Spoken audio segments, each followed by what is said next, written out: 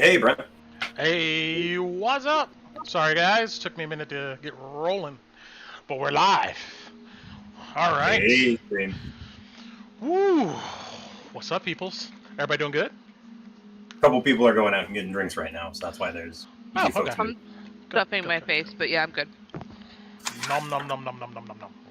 Mm-hmm. Here. Present. Ooh, okay. Hey, Brett. If you're late to special ed class, is it proper for the teacher to say you're tardy? Wait, say that again? If you're late to special ed class, Wow. If you're late to special... Oh. ed class, is it proper for the teacher to say you're tardy? We'll have to ask our kids' teacher. She would know. What happens? I feel like what happens in the year 1998, the answer is a resounding yes. In 2024, But you know, not so much these days. Let's see. What was I gonna do? Oh, that's right. Share this camera. Is this donation button still working? Ah, still working. Good. All right. Give me money. Whoever looks at this in the future. I don't care if it's 15 years from now. You're just scrolling through YouTube, just hitting next, next, next, and this video comes up. Give me money, please. I beg of you. Yeah. Here's camera feed.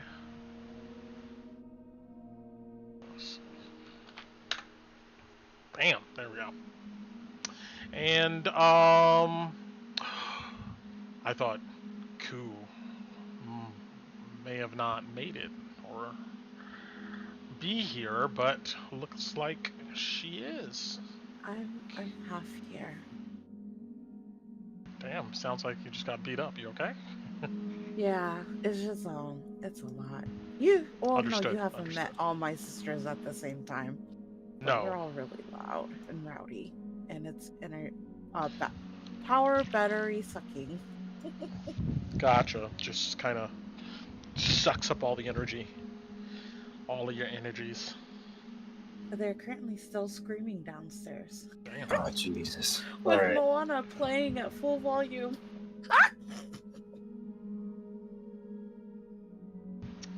Well, I Sounds hope like you need everybody's your doing well. AirPods and your noise-canceling headphones on at the same time. And several thick sound-canceling doors. Like, I love it, but as I get older, I'm like, you guys, it's too much stimulation.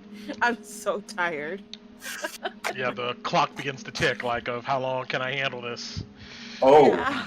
Koo, can you turn on a movie, fall asleep, and then when somebody attempts to change the movie, wake up in the middle of it and say, "Hey, I was watching that"? Because if you can, you know what's up. You can do that. Actually, I can't. No? But I do that when I'm working. Like if I'm working on something or if I'm drawing, I need background noise like that. Like, Same. yeah, if I don't have that, I can't do anything. I can't get anything done. So I Yeah. need, and like it's like I'm paying attention, but I'm not paying attention at the same time. But if you ask me, I can tell you everything that happened. Yeah, I mean, like, I feel like if anybody was going to interrogate me and, like, extract some information out of me, put me in a silent room, like, with, like, no, like, audio stimulation. Oh my god, I, yes. I have to... I would die. I don't would know. fall asleep so fast. If you didn't have Oh my anything in the God. background? Yeah. Yeah, exactly. I mean, I can fall asleep anywhere, though, so. Yeah, My anxiety starts picking up, and then I start going into my head. It's like that scene from Rocket Man when he's trapped in the isolation room and he's doing sock puppets. Close the door. So Tina would be the first to crack if she was ever interrogated. Got it. No, probably not No? Tinu, but Koo, yes. Or Koo, sorry. Koo I would. don't think Tinu cares.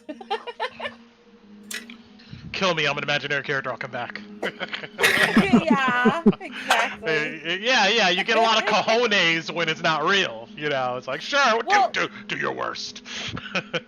I don't think Tinu has gone through the same type of trauma that Ku has. She's only gone through half of the trauma that Ku has. That's why I think she would be fine. Well, I'm about to load her up on a bunch of trauma here, Oh, you know. oh God. All right. Anybody who leaves Drakkenheim alive is going to need, like, a therapist for the rest of their life. This is just part and parcel. With, Yeah. Hey, I already survived So we did Schultz, so I don't We think. did Drakkenheim- Orion a favor. He didn't leave alive.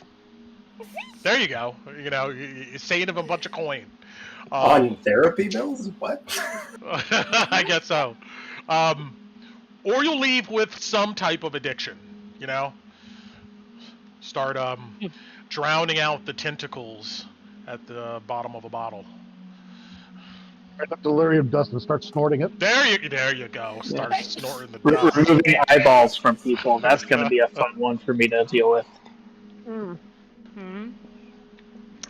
All right. Well, I hope everybody is good. Kalina, I hope you're doing good. Kaylee, I hope everything is peachy in your neck of the woods. But I think we should get started here. Rock and rolling.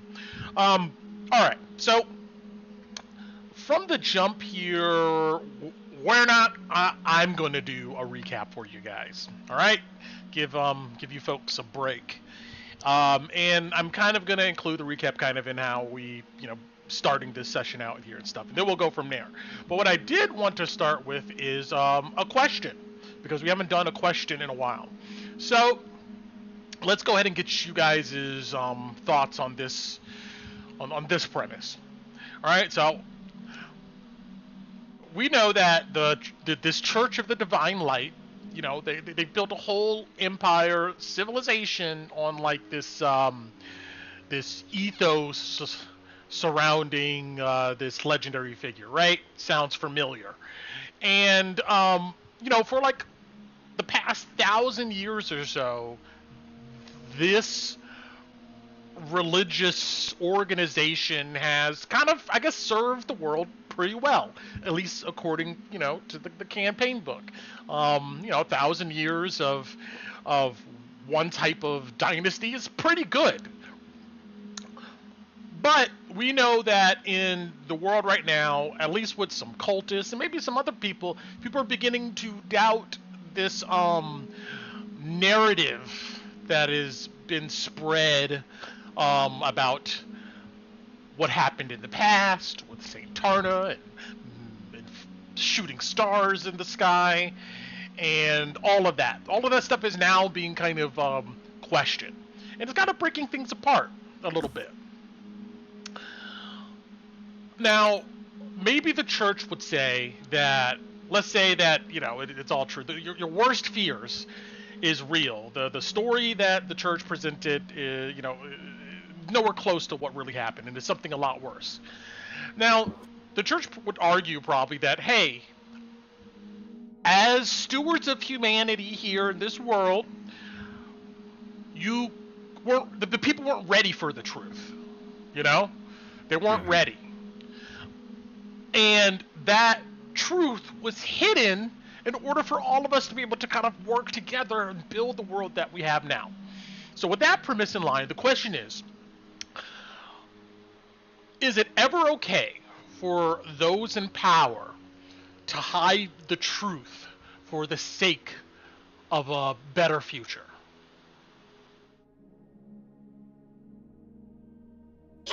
Well, damn, Brett. Yeah. Is it ever okay for those in power to hide the truth for the sake of a quote-unquote better future? Are we answering as us or as our characters? I'll let you decide. You can answer if you're going to just say, "Hey, this is my opinion as a player." Say that. But if you want to dive into like what your character would think about such a thing living in this world, go for it. I'm not going to constrain it. Just what do you think? Either way.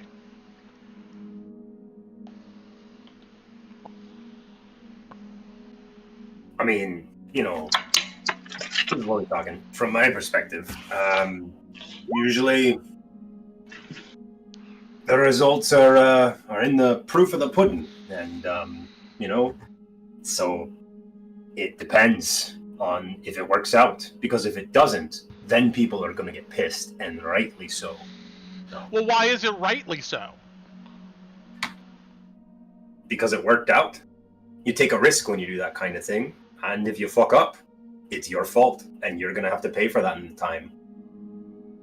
But okay, but the goal is still, hey, the reason why you weren't told such and such is because bad things could happen, and then bad things do happen.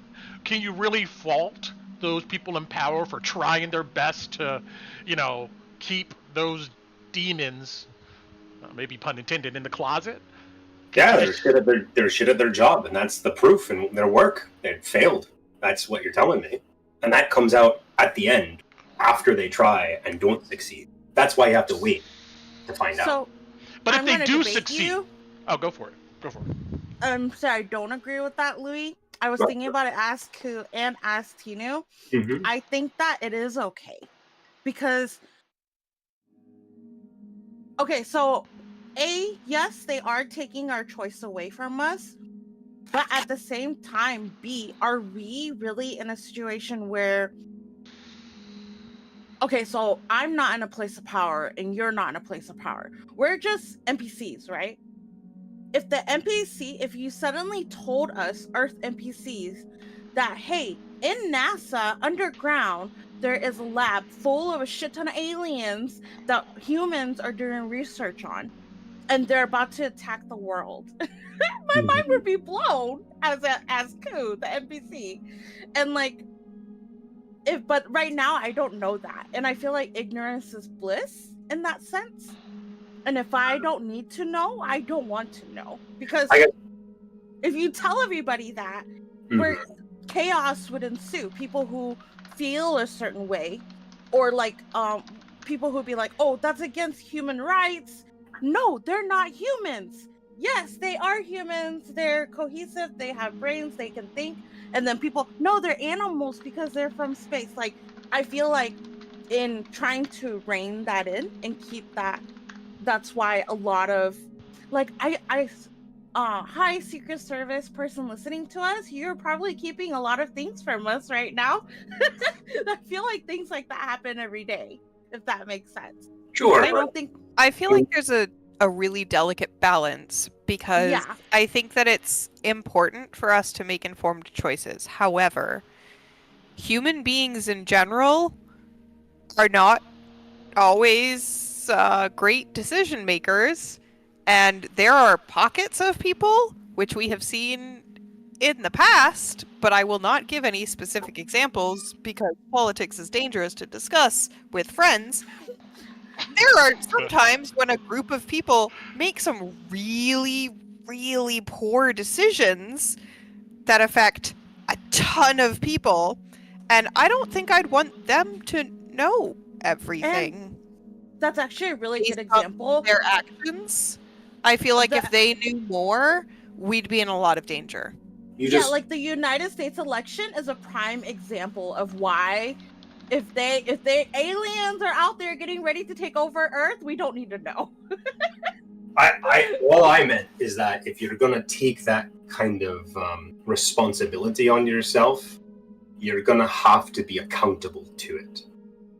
That means that if you fuck up, right, and other people are paying because of your mistakes, you don't just owe, yourself and your own accountability.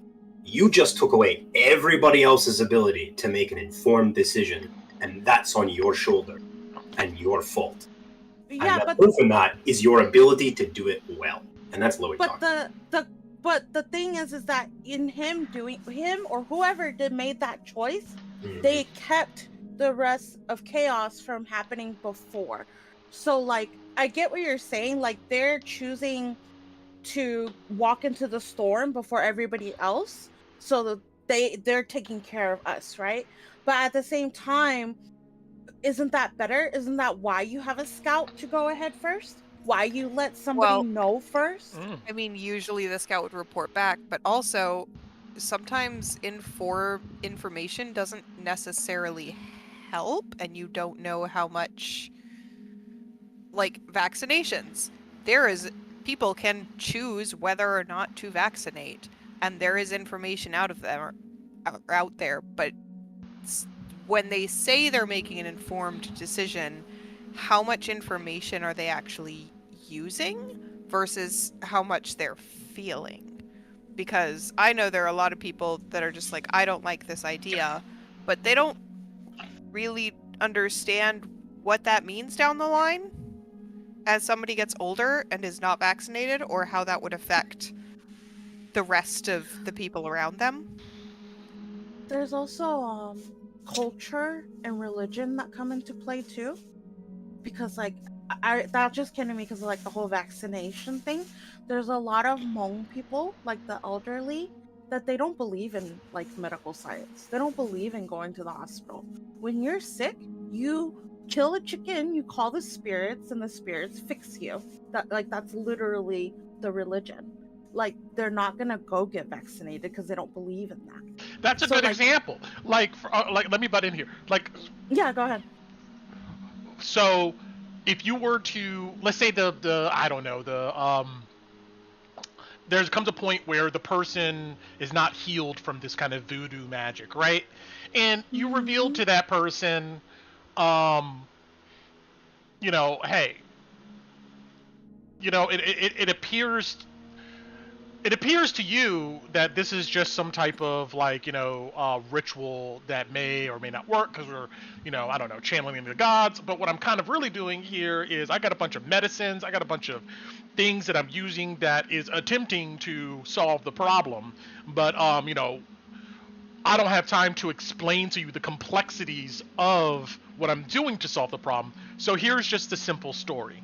And let's say that this, you know, the healing doesn't work. The story's revealed.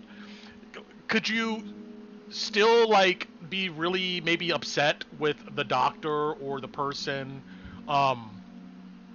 who, you know, was maybe feeding you a story but really doing something more complex that you as an individual maybe couldn't do by yourself? Like, in this world here, could the church make the argument that if we just, you know, I don't know, told everybody that there is a demon ruling the world and we're, you know, or whatever in the background, what as an individual could you really do to solve that? You know, maybe collectively it's better to tell a nice story that everybody can go along with while we handle the real business. You know?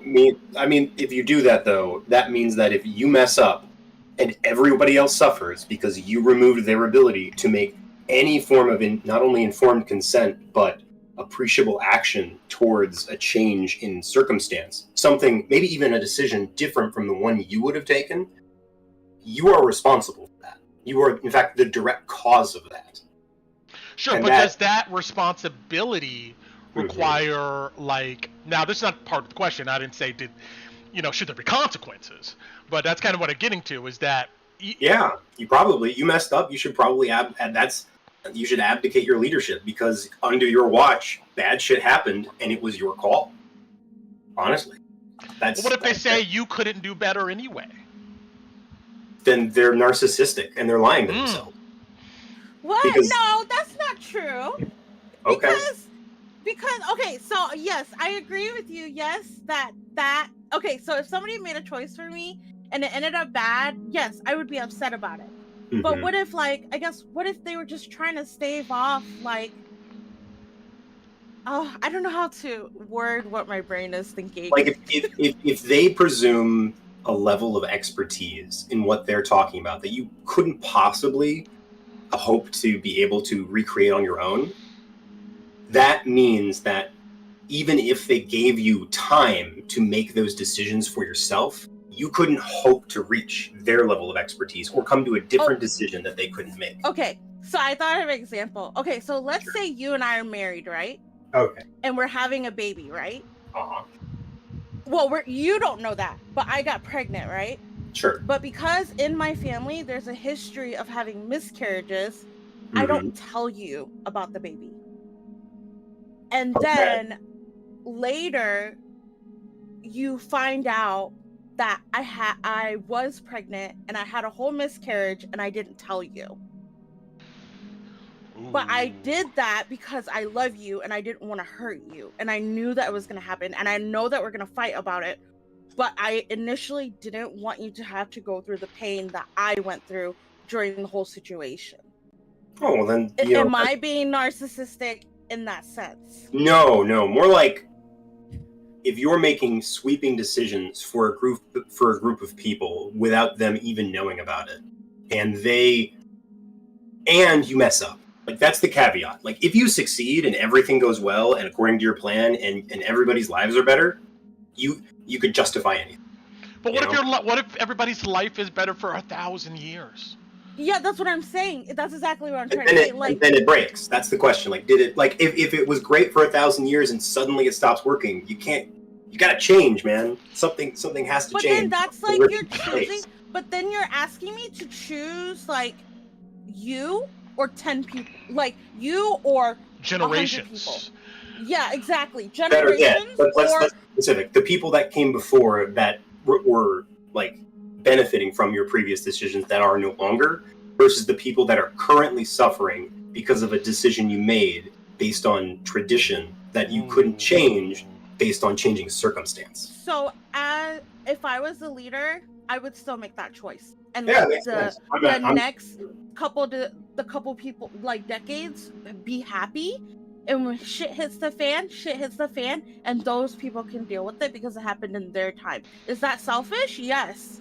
But I would rather let people be happy and live now instead of chaos ensuing, because if I tell people now, everybody's going to start preparing. Walmart's going to be cleaned out. All the, what are those called? Something packs? Those army survival packs off of Amazon? All those are going to be gone.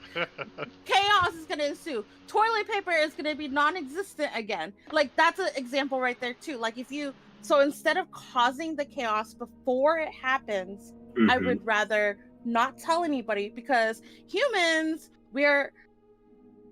okay, I have a really low opinion of humans. I'm a fairy, by the way. I don't claim humans, but we're all very selfish, and we're very, like, people tend to panic, and so, like, the whole toilet paper thing. If you just kept going on about your day trucking and just getting toilet paper when you needed it, it would have been fine. But because people wanted to stock up, because people were panicking, there was chaos, people were freaking out. That's why it caused a shortage. So if you went and told everybody today, like, hey, in 10 years, the world is going to end. Chaos is going to ensue. People are going to go crazy. But let's say you're in charge of some, like, nation or tribe or some group of people. And for the past, let's put it on a shorter time frame, like 5 or 10 years, you've been fighting this group of raiders that have come into your, in front of your walls and keep attacking you, trying to take goods. And occasionally they succeed and occasionally they don't. Then one day, one of these raiders comes and they're, like, clearly starving, bedraggled, and they ask you for help. Do you just deal with them out of hand as you've done 1,000 times before, or do you realize that there might be a reason for this change in circumstance? And that might be happening. And the problem with relying on past answers is that you won't make the change in time to be able to effectively answer the situation as it comes up. You need to be flexible, or else you're going to risk making an incorrect decision in the moment. And that can only come from allowing other people to make. So what you're saying is, in that situation, instead of having one person decide, you would ask the whole tribe, hey, are we going to take these guys in? Yeah. What if what if like 10 people in those tribes, they eat boogers half of the time? They're, like, completely uninterested, and, like, are you going to take, like, their advice? In your tribe? I don't know, man. You let them in. They're in your tribe. You brought them in there.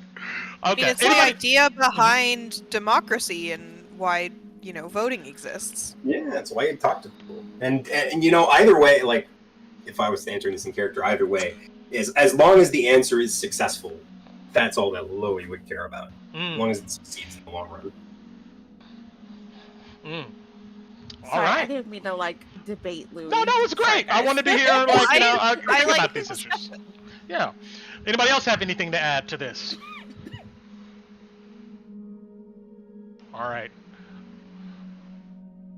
Jeez.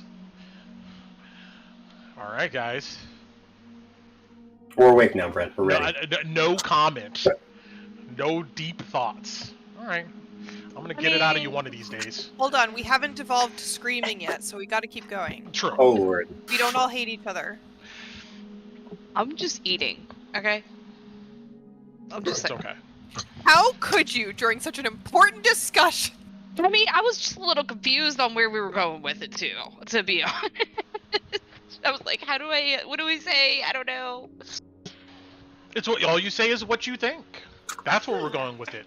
Is I what think do that you... I need food. That's a So good opinion.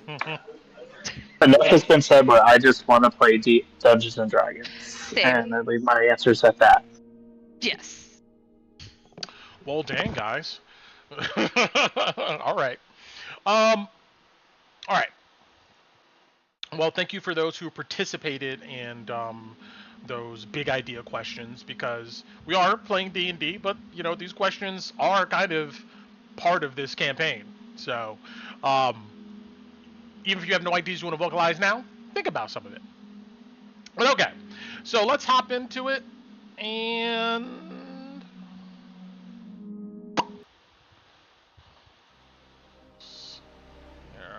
I'm gonna go to our Drakkenheim map for some of this. There we go.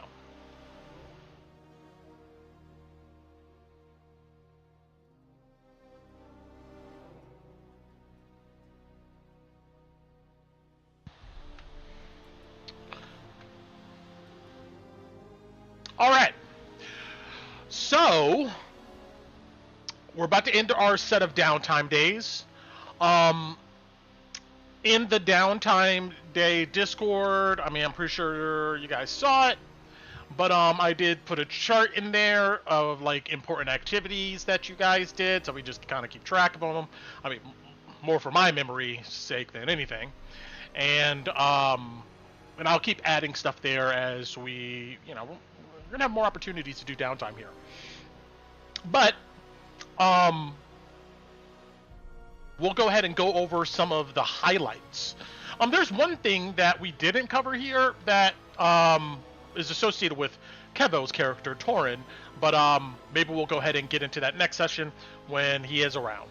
But anyway, some notable events for this downtime day session is there was an influx of, you know, pilgrims to Hendrick's farm. Drakkenheim explorers and other like unsavory types try, you know, exploit them, but they also cause trouble themselves at the site of an active church. Kalina was able to report that to Camp Dawn, and the Silver Order promised to station some knights there to ward off those cultists. Next is we have the Orion Jones expedition has been hobbled, with Orion Jones dead. And so those group, they packed up and left back for Caspia. Alice left Leamington, the Herald Goblin, some choice words to take with him back to Joanna Jones. Then we had Verona von Batten, some mysterious noble from Dransmid who met up with Kolabadi at least once in the past, arrived at the hideout to warn her about a bunch of activities, and maybe it was out of the goodness of her heart, who knows. But anyway, she offered Kolabadi to maybe help her in her mission if she can get some much needed information from a wayward mage by the name of Friedrich von Leichten, who apparently was an Amethyst Academy Grand Master to Drakkenheim, serving under the previous Archmage. And this von Leichten may know something about the von Draken lineage and some other things. And she wants to know pretty much what he knows in order to do some things. And in trade for that, she apparently has a way to make Colabody quite anonymous. Alice discovered Don Lero of the now defunct adventuring group Free Lunch, discovered that he's still missing. And Tyndall, who was a part of that group, is now running with another group by the name of NO, led him to Drakkenheim because he was apparently going to go find the Furious Four, and she hadn't seen him since. The ruined Smith's Guild, you guys' hideout, that there,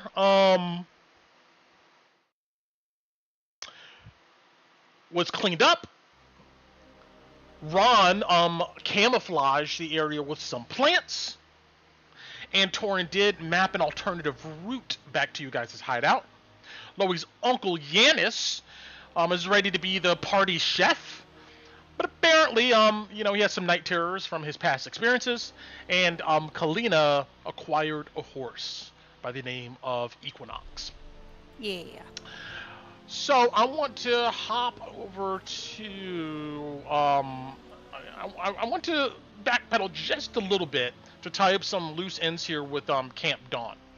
So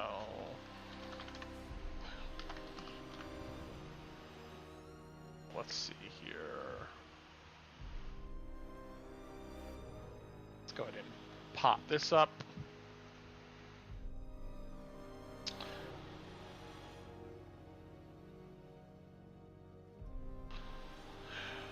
So I want to hop back to the time where we're going to say, the day that Kalina kind of finishes her studies with that prickly goblin known as Ruth.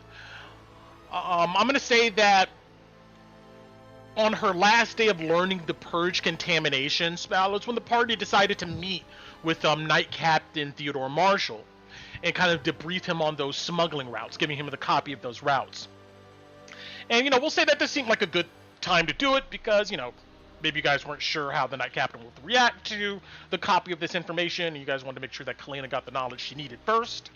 But luckily, that copy of those smuggling routes was detailed enough to impress said Knight Captain. And that's when he extended the Warhorse privileges to all of you guys, on recommendation from High Flamekeeper Ophelia. Both of them, of course, warned you that these creatures are extremely valuable. Horses are hard to come by, and if they were the parish, it's not guaranteed that you just can come here and get another one. And he didn't force you guys to take one now. I mean, he knows you guys are doing a bunch of other things. But when you need one, you could come back to Camp Dawn, and they'll find you guys a suitable horse. Theodore will also clarify that the horses could be stabled at Camp Dawn, but that just means that when you need them, you have to come to Camp Dawn to go ahead and get them. So, if there's something breaking that you need to do quick, you may need to detour over there to go ahead and pick up those horses. If they're going to be stabled at Camp Dawn, obviously they're going to go ahead and provide all the food and stuff, but Theodore's, willing to let you guys take the horses to your own hideout. And if you do that, they you can buy feed from Camp Dawn, and mechanically it's just 4 times the cost of a ration. Of course, that's still, doubled, because everything's super expensive here. So later on that day, Ophelia Reed would introduce Kalina to Equinox the Warhorse. And let me see. Can we lose prestige? Sure. You mean rep with the factions? So let's say we get these horses, right? And we need the feed, but then all of a sudden they don't like us anymore. Where are we going to get feed? I mean, I'm pretty sure there's places to feed horses all over. We could probably talk to maybe the food caravan guy, the halfling. You guys would probably know you maybe can, find, I guess, feed yourselves to go ahead and, take care of said horses. But, I guess it depends on you guys' relationship with them, right? It's like, maybe they will demand it back. They'll demand you to bring the horses back, and if you say no, then who knows what will happen after that. But you can lose prestige. Stand that heartbreak. But anyway, Horse. we have Equinox the Warhorse here. He's an older horse, still very capable. In his big black eyes, Kalina, you can tell that he's seen a lot. I mean, he obeys commands, although he's a bit slow on the draw sometimes. Not sure if it's just his huge, powerful frame he's lugging around, or maybe he just chooses to take his time these days. But Ophelia would reassure you that he is reliable in times of danger, as long as he's not out on the field on an empty stomach. Okay. But next I want to go ahead and switch over to our command tents here. While you guys are at Camp Dawn.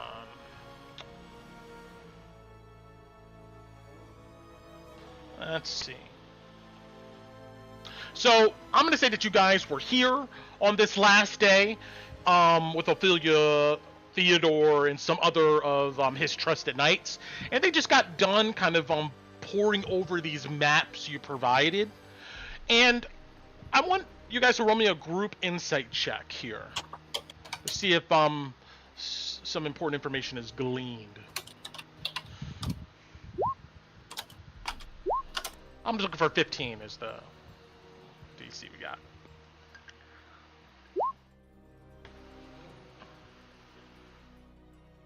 Sorry, changing it over to Braun. Boo. I shouldn't have even rolled. Alright, well, unfortunately, that's not at least half of the group. Well, anyway, they just kind of pour over the maps. And when they're done, Theodore would look at you, Ron, and he would go ahead and say that, I haven't forgotten about your request to interview, one of our knights that survived getting close to the crater. And, I asked Sir Edwards to indulge you, and he agreed. And, of course, he's talking about some other knight here. And Theodore would say, but, like I said before, this must be done away from the camp, and another knight must accompany you guys. And Elijah, one of our best riders on horseback and Griffin, he volunteered on his own volition. So whenever you are ready, you can ask one of the sentries at the gates to fetch Edwards and Elijah, and they will come with you. But this can't take longer than a day. They should be back by dawn. Oh, chances are it'd probably be like in the evening, and then when we're done, he could hop back on his Griffin or horse or walk. Because we're about 2 hours from Camp Dawn. Yes. 2-hour walking distance. Yeah, these places are all along. Yep. No, actually, Camp Dawn is only an hour away. Oh, so yeah, he could come back to our place. We'd get everything set up. Extra night, I absolutely understand. And then, yeah, we could absolutely send him home as soon as we're done. And in the command tent here, Theodore would just give you a nod of agreement. At this moment, he would, and I'm sorry guys, I'm just bringing up some more images really for this stream here for some context. And I'll put the command tent there. But he would address to the rest of you here in the tent. That academy witch called the Iron Banshee is still out there. And I hope you would bring them in. Maybe, and I'm assuming all of you are there. You would probably look at you, Kolabadi, and go, maybe you would have some insight on how to bring a Mageborn here. It's a shame that the Academy is sitting around playing with toxic crystals instead of handling their wayward sorcerers, but, here we are. So he reminds you of that. And then lastly, he would pretty much say at this moment in time, unless you guys have anything else for me, I hope we do all stay in touch. The local Flamekeeper Hannah can send messages, and as you know, Ophelia checks in Emberwood at dusk on most days. And he thinks for a moment, and he would say, we do have some plans we're looking to execute soon, and I think you all can help immensely. You guys, have you consulted with any of the Green Cloaks? Worked with them?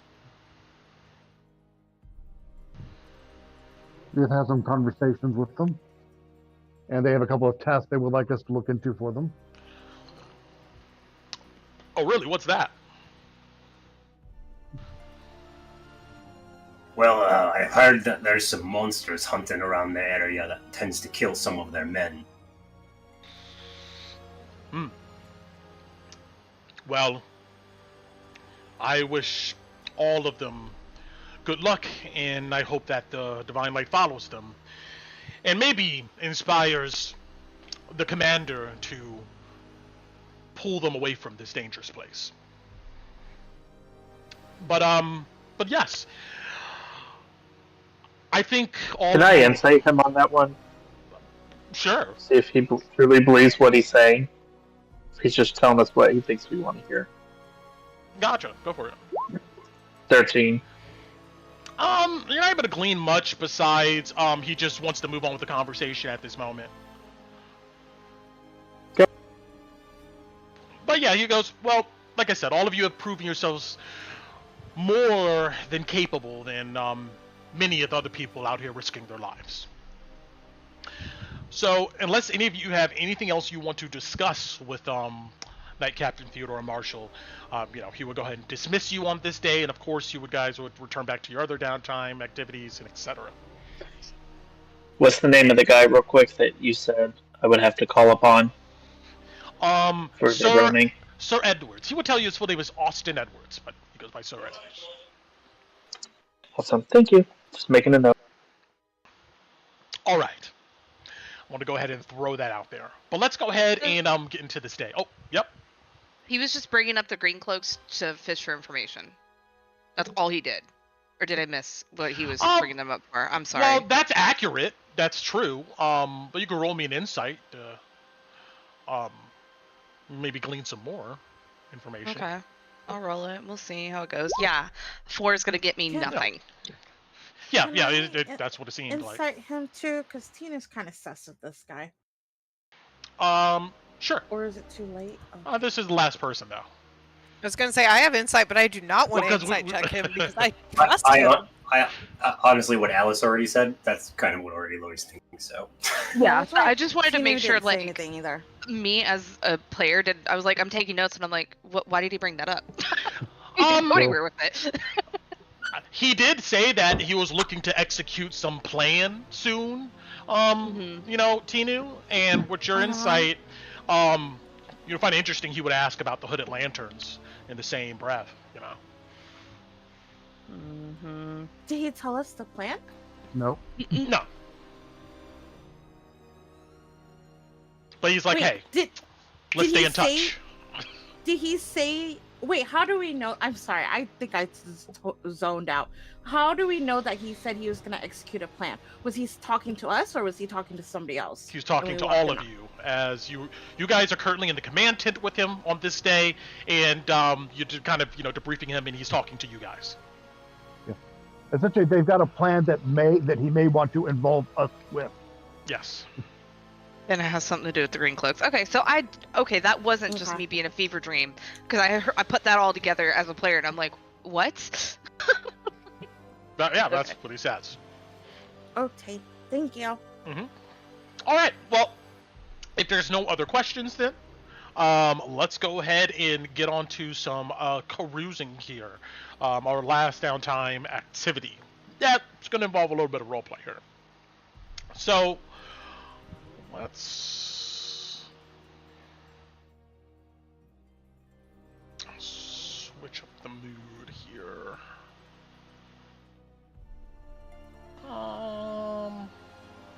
Let's do this.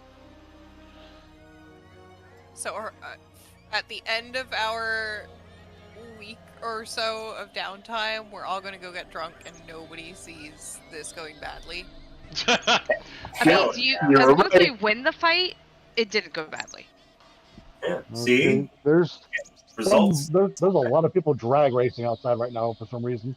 Vroom, vroom, vroom. Wait, in real life or In in the real game? life. Yeah, Carl, I'm hearing a ton of engines revving up in Okay. the Pleasant Hill area.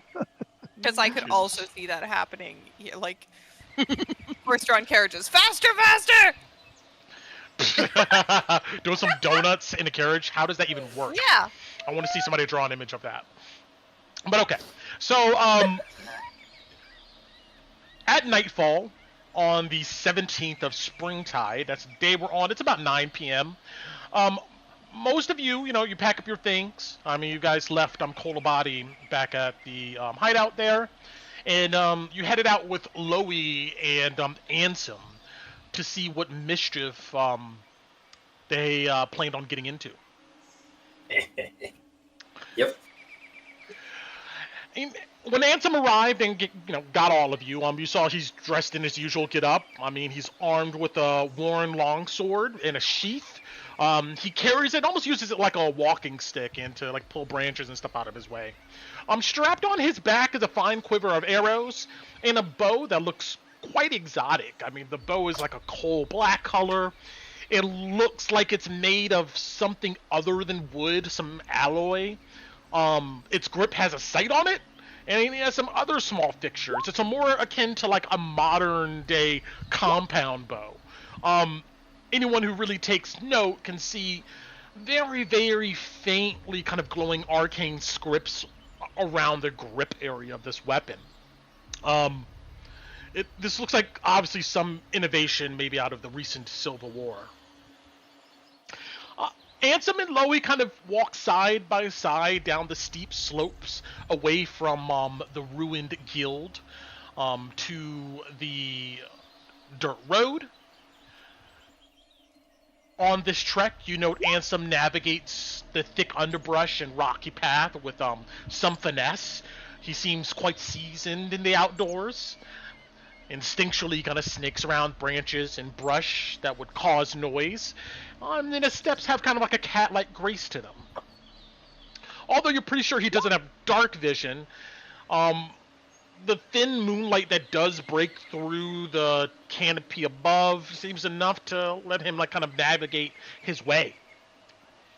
So you're all on the dark country road, and yeah, if you ever like been outside in the country, even with the moonlight out, you know that like it can get like dark, right? Here we go. Hey, Brett. Yes? This is. Oh, that's creepy. This is after the thing with the bunch of people trying to hit the church because I used Yes. spells. Okay. This is days later. So Okay. you're Thank fine. you. Everybody has all their stuff. Yeah. I mean, if you have dark vision, it adjusts. Those that don't, I mean, the moonlight gives you enough visibility, but it looks like you're kind of walking into like a wall of darkness. Maybe somebody lights a torch. I've got produce flame going. Flame around your hand, illuminating the way. While you guys are walking, I mean, is there anything you guys want to say to Ansem along the way, or do anything? Yeah, Loey would just ask, so Ansem, you look into that rat fit problem I mentioned to you? You got a head for me? I'm stationed here at Emberwood right now, man. When I rotate back down to the garrison, I'll make sure I pick up something for you. All right. How long is that going to take? It depends on how many men we got and what we're doing, but usually it's only a couple 10-day. We've been on some other business trying to deal with the Guardmere, so I've been up here for almost 3 weeks now.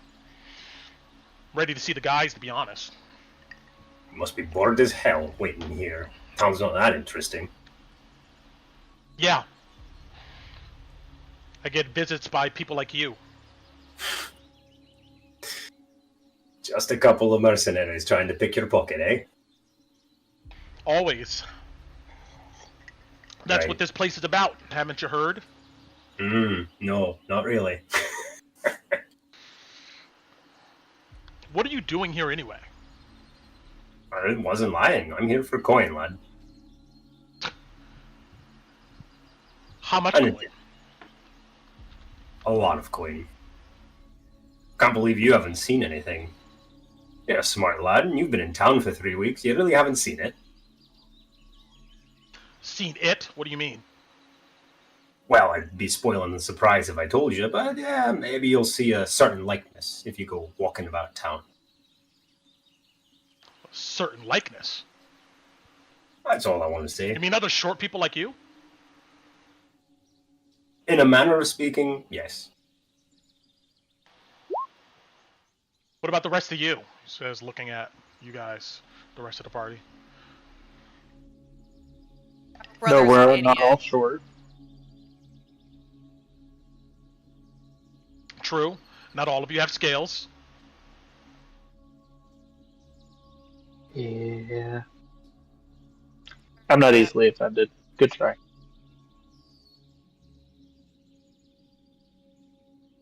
All of you out here just looking to get rich? Did you? Oh, Kala said it. Kala Yeah, I said said our brother's an idiot. We came to try and get him home, but he's in love with somebody and won't leave. So we're working on it. Tinu grumbles and rolls her eyes. In love with someone. Out here? Don't even It's get. not started. good. Well, the rule of thumb that we have generally with green cloaks is if you haven't seen them in 72 hours, you're probably dead. He's alive. He's just making stupid decisions. He's gonna get pummeled. So you found him. Gonna get. Yeah, and he won't come home. He wants to stay with the girl. Ah! He shakes his head. I mean, is he good with the steel? Can you just knock him out? I feel like that would be counterproductive. That's what I want to do. It might come to that.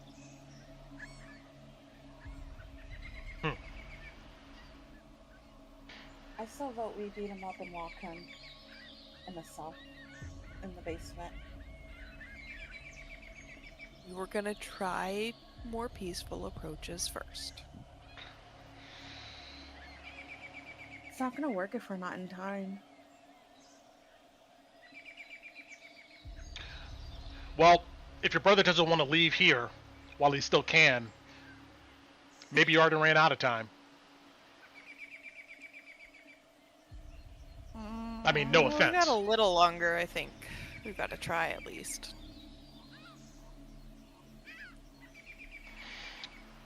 What about you? He says, looking at you, Alice. What about? Oh, I'm not even sure. You're not sure why you're here? Honestly, I'm in the process of figuring it out, but all I do know is that it's still better than being in Jonestown. Is that where you're from? Yeah, You see I guess so. scoffs. So you're defecting. I'm sure that's what they're saying. Yes. You mean House Jones? Mhm. He nods as if that confirmed something for him. What'd you think of that? You got thoughts going on behind those eyes? He shakes his head and he goes, it's just always some other rich group of assholes that shows up here in one way or another. Mm-hmm. Yeah, you expressed that when we came, what, about 7 days ago? And you seem like another one of them, to be honest.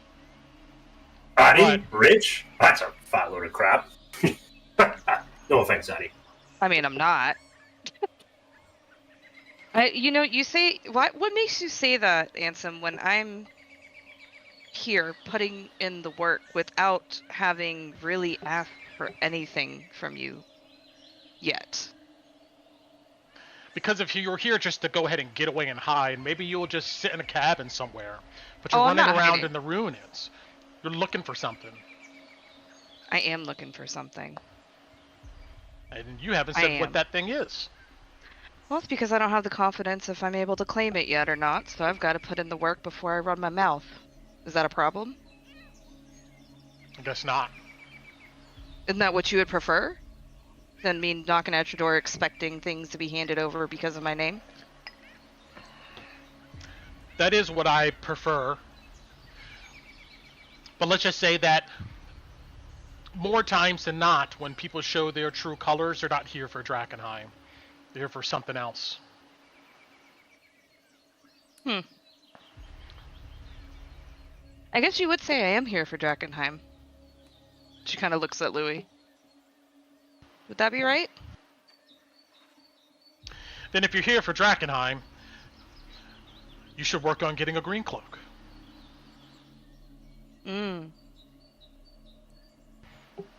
Why? Because every person who wears one, you can be certain, is here for Drakkenheim. What do you want to see happen to Drakkenheim? What would be the utopia version of Drakkenheim from the state it is in now? Where do you want it to get to? You see he furs his eyebrows, so that question. You get a sense that it's probably not something he's really even considered.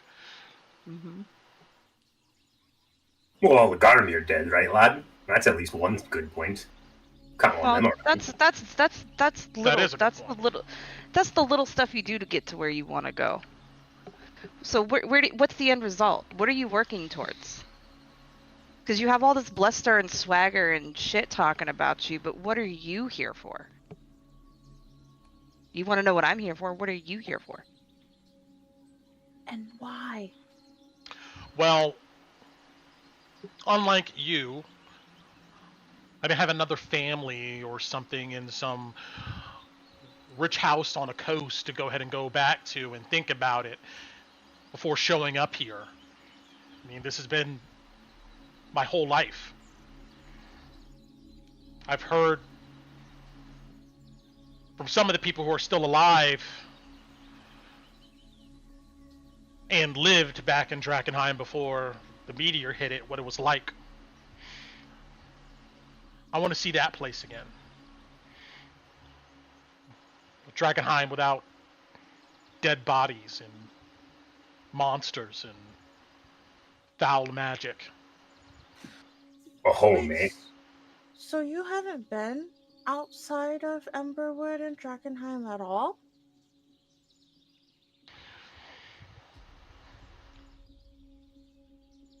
I usually go where the commander goes.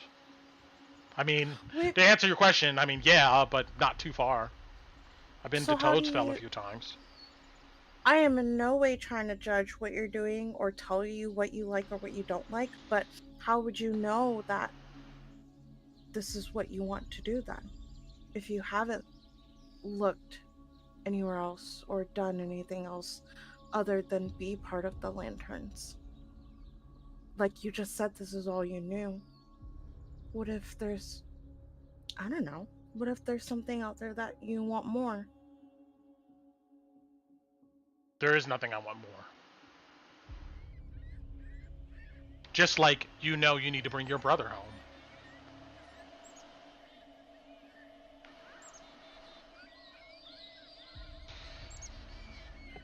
Well, you can continue to try to fault me for what I was born into, but I think in time you'll end up liking me and some.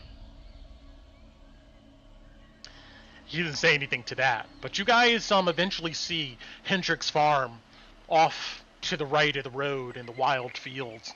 I mean, it looks like there's triple the amount of people out there. There's a bunch of tents, and you see a bunch of activity. The bonfire that they had near the farmhouses looks to be bigger. The dark streets of Emberwood come into view. And there's some people slinking about in the shadows out here. You see the glow of that junk bonfire that's at the cottages near the Bark and Buzzer. And Ansem leads you guys straight to the Skull and Sword Tavern. Isn't that the Mm-hmm. No, I don't want to go. I drag my feet. I hold my sister's hand and I drag my feet. Last time we went there, we went to Drakkenheim at night. What? We're not gonna go again. I don't think Ansem would be welcome there. Just a drink tonight. I hate this place. I don't even drink. I just came because Louis said to come. Oh, it's fun. Ansem says Ansem has been here many times before and has had to deal with these low lives. Most know to keep their hands off the green cloak. Or we might find them in the ruins. Make an example out of them. Why are we here then? Because we're gonna go drinking. That's why. Friendly pint, right, Ansem? He nods. Do you want to go home? He says, looking at you. No, you've never gone drinking with the knife bites. Friendly pints. Nothing but. Are we putting a bet on how long we last before the fight starts? That's a wager I would lose. Last time we didn't get in the door. No, we didn't. No, we did. We didn't get to sitting down. And then we took and then I went back outside. Gold Louis throws the first punch. I got in a fight with somebody outside a bar. That's right. You didn't make it in the door. Well, so I'm not betting. We're gonna see. I mean, as you guys walk up, you already see violence as you approach. I mean, there's a small group of men outside playing some drunk game where it looks like they see who can slap each other the hardest. One guy just slaps the crap out of another guy. He jeers and kind of laughs and shakes it off. And then you see that he picks up a mug of beer on the ground and he sloshes it back and he rubs his hands together and he slaps the other dude in front of him. And they go back and forth. Let's see here. Alright, I know Kolobadi's not on this map, but oops. Reset.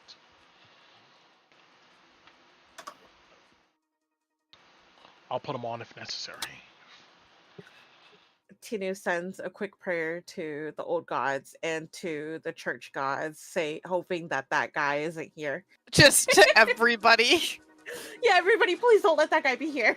Please let him make it out alive without having to go to Drakkenheim at midnight. And please don't let Louis hit anybody first. I'm glad you added first. He can hit them if they hit him. So, you guys come up to the front door. Kill him. That's not hitting him. Hey, what'd you say, Bati? I said if he's the one who hits the second time, that just means he's going to kill them. True. Shooting is not hitting. That's true. That's what happened last time. But you guys come in the door, and you're hit with the noise of a rowdy bar.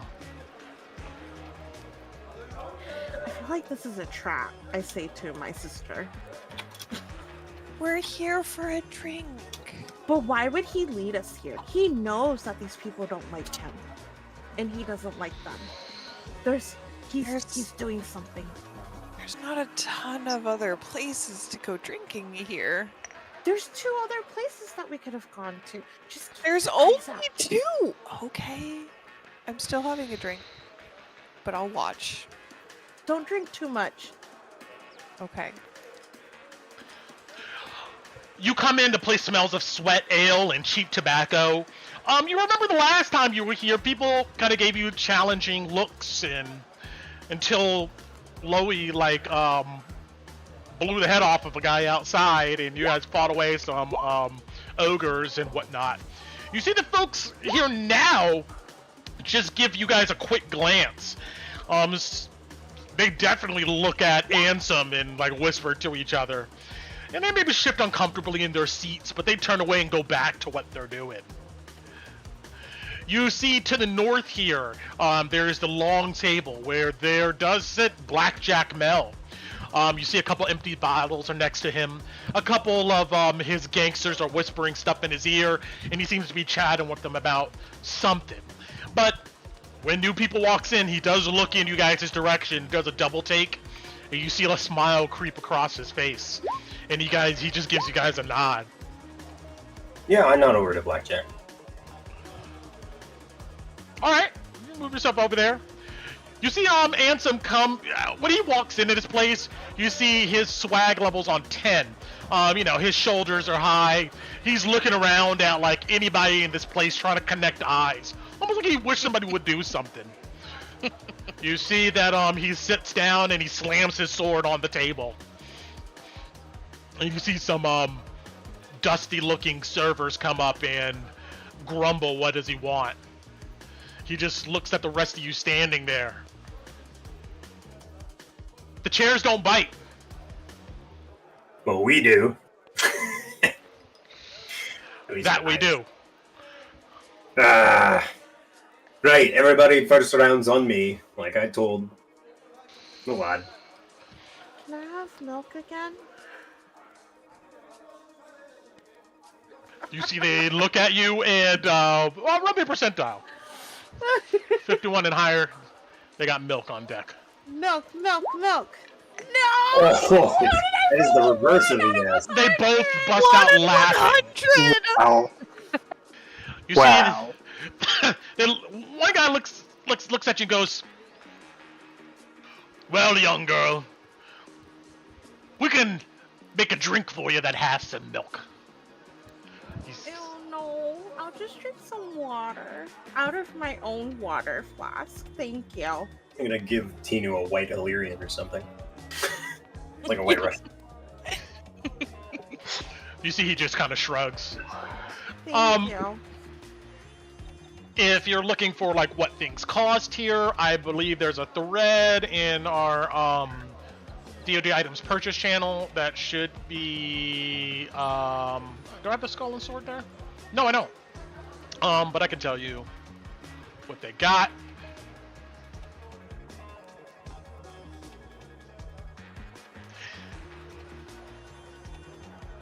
Yeah, it's 5 copper pieces for, like, the house beer. We'll go ahead and call it. And they say if you want something a bit stronger, it's going to be a silver. Well, what do you want, lad? He pretty much describes, like, give him a brandy on the rocks. Anybody else? I'm paying first round. Does that mean we should start with the better stuff? Yes. We can taste Yeah, it. we're in your position. Yep. Get around to the good stuff, Louie. Alright. Yep. A round of brandy all around for everybody, eh? You see, he takes from his side what looks to be a rag and he sets it on the table. Coin! And he points for you to put it on the rag. I do. What is that, 7 silver, I think, for everybody? Tinu's not drinking. He Tinu buys- doesn't drink. Loey does put a silver for Tinu. If you don't have to drink it, but Loey would buy it for you. Just so Somebody you- else will drink it. Yeah, exactly. It will not go to waste. No. The guy picks up the coin and checks it over. You see he bites it. And then he wraps the coin up in the cloth, twists it, and then you see he puts it in his pouch and then he walks off. The rest of you sit around looking at each other. Now, this is the Skull and Sword Tap. You guys would know at this point, you know, a lot of rumors fly around here.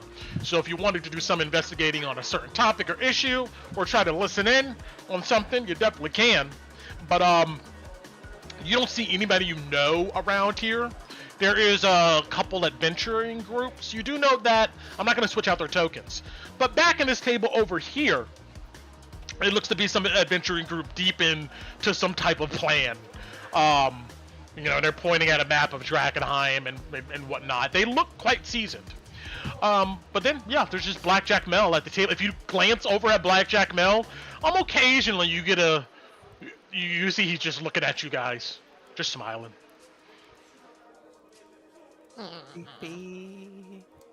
Okay.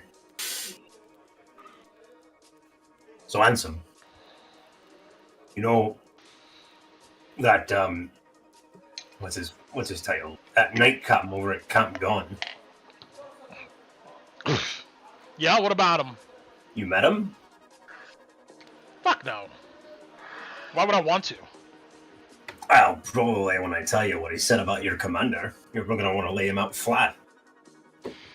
You see, he looks at you and, like, what did he say? He called Commander Drexel a lush what don't know a dying cause when he sees it. Don't know a dying cause when he sees it. That's really ripe.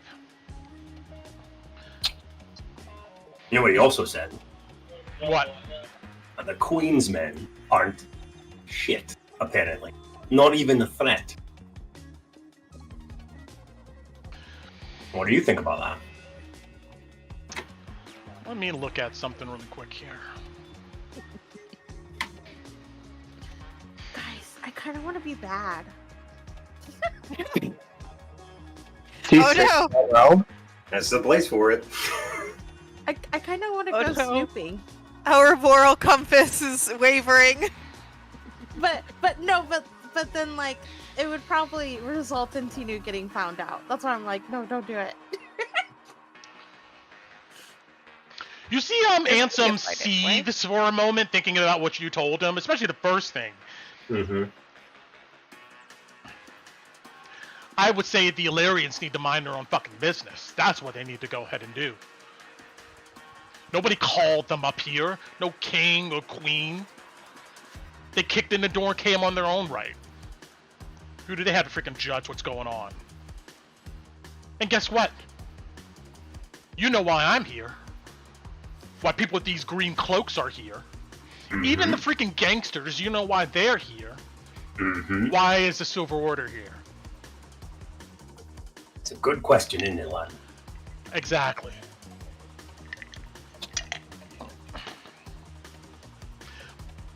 People like Theodore, whatever his name is, they got something to hide always anyway. I wouldn't be surprised if he had a pint under his pillow. Or maybe some delirium dust. That's what I was thinking too. Maybe he does it on the side. And the Queensmen? They're a threat, but we can handle them. We've been handling them.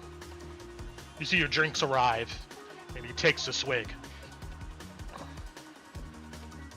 You would think with all of the morals and stuff from their little Bible, the Silver Order, that they would be out here trying to stop the Queensmen, right? They don't give two shits. Exactly. So if you're not even going to help with the crime problem, what are you doing saying anything about it?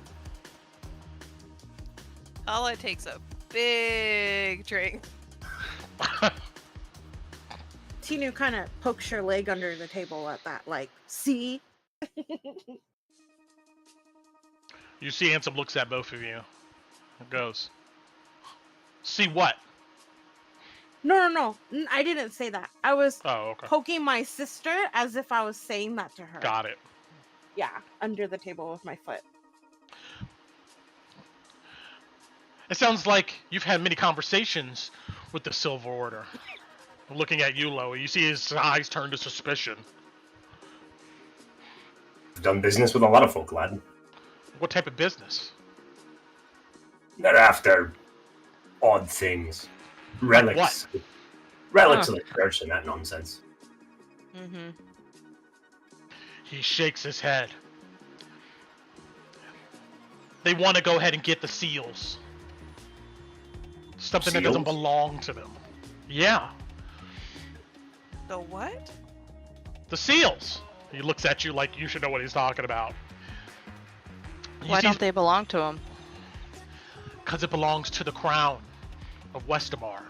Look, they call them the seals of Westamar, or the regalia of Westamar.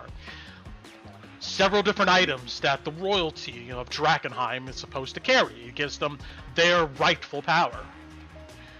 Some of them have disappeared in the ruins. We've been looking for them. But everybody knows where one of those items is. Which one? Sounds like they're all lost. The phylactery of Saint Vitrovio. That's one of the seals. And it's still held up in the cathedral where all the Garmir and stuff are at. Nobody's been able to get in there. You seen it? No. But I have a feeling that if it wasn't there, and somewhere else out in the realm, we or somebody would know about it by now. We're pretty certain that it's still there. The Garmir's led by this thing we call the Lord of the Feasts. Make sure I get that right. Yeah. Wait, those things told you its name? No, that's a name that we've given it. Oh. Or people around here, at least. I don't know anybody who's still alive who's actually saw it face to face, to be honest. But it's supposed to be, quite the predator. How much would you pay for his head?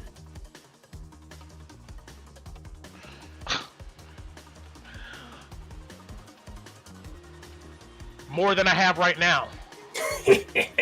That's a good lad. Vampire? No. It's a Knoll, a Garmir. It's seemed to be smarter than many of the others. It also likes to hunt. So, you might as well pray to whatever god you believe in if you ever run across something out there in the ruins. It hunts your folk too, don't it? Any and everybody is food to this thing. Is he that strong then? Because you said that everybody knows it's there and nobody can get to it. It's that strong. I'd suspect it ain't alone either, right? It leads the whole squadron, battalion of Garmir. There's hundreds of them. Yeah. Mm-hmm. At the cathedral, all the way down the Temple Gate. Garmir at Temple Gate? Why did they pick that place? Yeah. I don't know. It first started out as a small group, then over the years they just multiply like rats almost. There's hundreds of them. And you see he's about to say something, but then he decides to not to bring that up.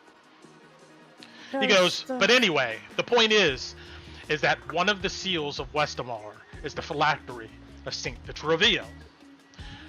The church thinks they own it because it's in their quote-unquote cathedral. It still belongs to the crown. I imagine if they ever get it, they're going to try to use it against us. You want to fight the church then? Is it that powerful? Like, I thought a phylactery just sort of helped somebody live. It's probably a magic item.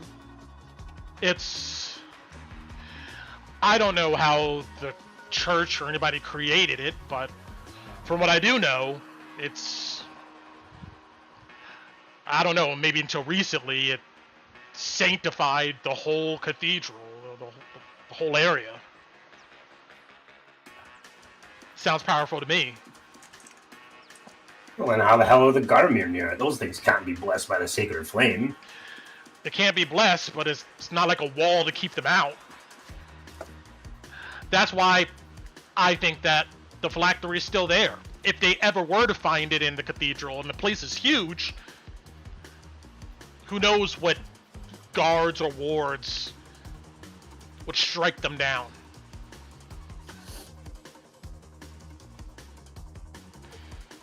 You know another way in? You see, he sighs heavily. We've spent the past year or so really mapping out the whole area, even the sewers. The place is locked down pretty tight. The church made it that way. But if we get the other seals of Westamar, it should be a lot easier to go ahead and get into the cathedral before the Silver Order does. Would you share that with us? The map? Maybe we'll see something that you guys didn't see. The only person who gets to see that information is a green cloak. And you ain't wearing one. Are you proposing something? You see, he shrugs his shoulders. At least one person seems to be here for Drakkenheim. He looks at Alice. She just nods. When he turns away from Tina, she sticks her tongue out at him. Very mature. You keep mentioning that they belong to the crown, but there's no crown. So if there's no crown, and the Hooded Lantern, and let's say the Green Cloaks do get these, who are they giving it to? You're gonna crown your Commander Drexel then, Ansem. Make him Lord of Drakkenheim. No. The commander will never leave his post. What if he did, though? I'm not trying to say He any wouldn't. blasphemy or something, but you never know. What if he did? I do know. Too much blood has been shed. He, like me and the others, were here to the end. Whatever that may be.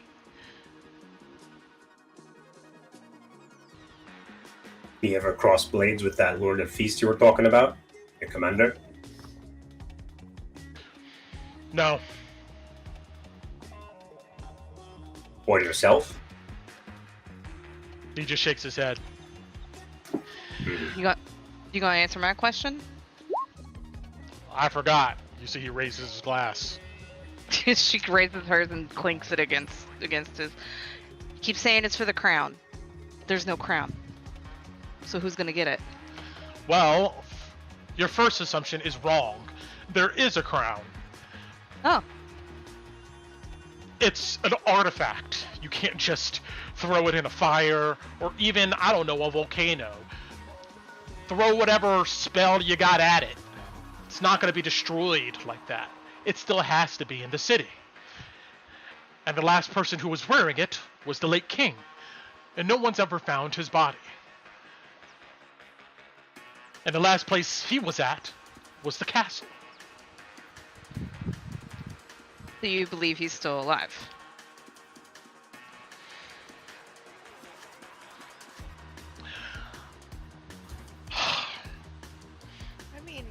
I guess, he says. I mean, I know there's rumors about the queen still being alive. Sorry, Kala, I didn't mean to interrupt you. No, that's okay. I was gonna say, don't a lot of rich people have, like, safe places built into castles and stuff? Maybe he is still there. Castle Draken is very old. Maybe he did. Who knows? But the previous expeditions, they were able to get close to the castle, but not inside.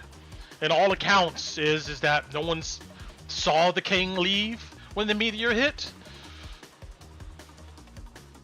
No one's ever found his body. He's could still be there, yes. And the Queen Lenore, she did get out of the castle. Some of the hold on.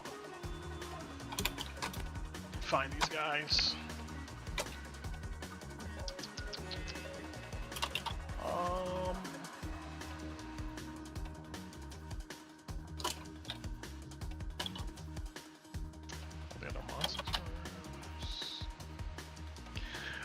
Yes. Ansem says there were several accounts that the Chamberlain and the Cardinal and the Chancellor, they were able to go ahead and escape with her, but no one's seen them either. They could be in some, I don't know, time warp or something in the ruins. You said that the seals go to the king, right? So does he have them on him at all times? Why are they spread out in Drakkenheim? Well, no. The king doesn't have all of them. The king... The way it works is when a new king is crowned, that person chooses their lords. Almost like, I guess, a group of people that help him do his duties. A commander, a spy master, a royal steward, and a few others. When he chooses those people, they attune to, they're given a seal. The commander's badge, the spy master's signet, the steward's seal, other stuff, the phylactery of Saint Vitrovio. They take all of these items and attune to them, and a ritual is performed, a great ceremony. And when that's completed, the crown of Westamar is attuned to the new king, or queen for that matter, and they're granted its powers. So if we find where the previous owners were when the meteor hit, is where the seals would be, essentially, then. He nods. That's why you think it's in the cathedral, because I bet whatever flamekeeper or that phylactery was there before they left. You get smarter when you drink. My dwarf? Like, thinking juice.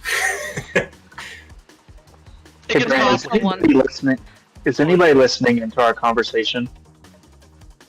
Interesting question. Roll me a perception check.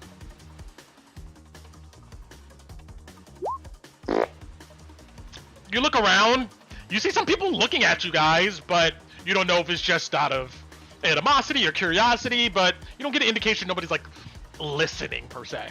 But you look at Blackjack Mel, and if you look long enough, he does look in you guys' direction and gives you kind of a nod. Does he look at anybody else particularly as well? Like any of the other patrons to see if like he's pulling up cues from them? Okay, at this point then I want you to roll me an insight, and let me bring up. Thank you, Ron. I'm just too into this conversation of Alice Stewart. You're fine. No, you're fine. I'm just... Ron's head's on the swivel at the moment. Oh yeah, I've got a follow-up question as soon as we're back to the conversation. Blackjack, no, Let me know when you're ready, Brett. Whoop. There we go. Hope that didn't mess up my stream. Oh, we're still good. Okay. Copy. Close.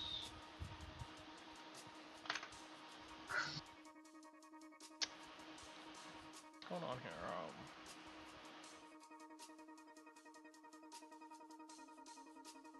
I had a question. Copy and I forgot it. Well, I typed my question down so I didn't forget it, so I'm ready as soon as that conversation comes Good back. idea. One second. Let's turn that on. Okay, yeah, I'm good. Go for it. Oh. Go, Ron, go. 27! What's a nat 27? Finally, you had a decent roll. Oh, sorry, Brett. Didn't mean it. No, you're fine. It's I mean, you glance over at Blackjack Mel, keeping an eye on him, And all you note is that he's really just keeping an eye on you guys, but you don't get from him he's like orchestrating anything here right now.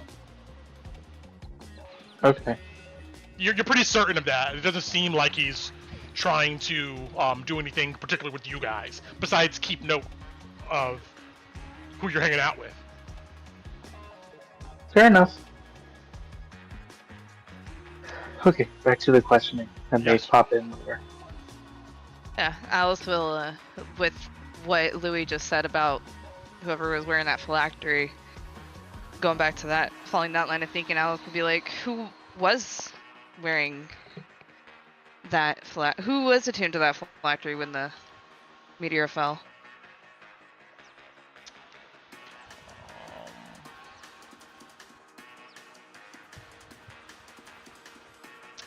One second.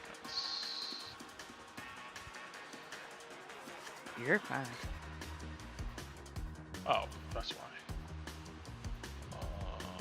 Okay, let's see.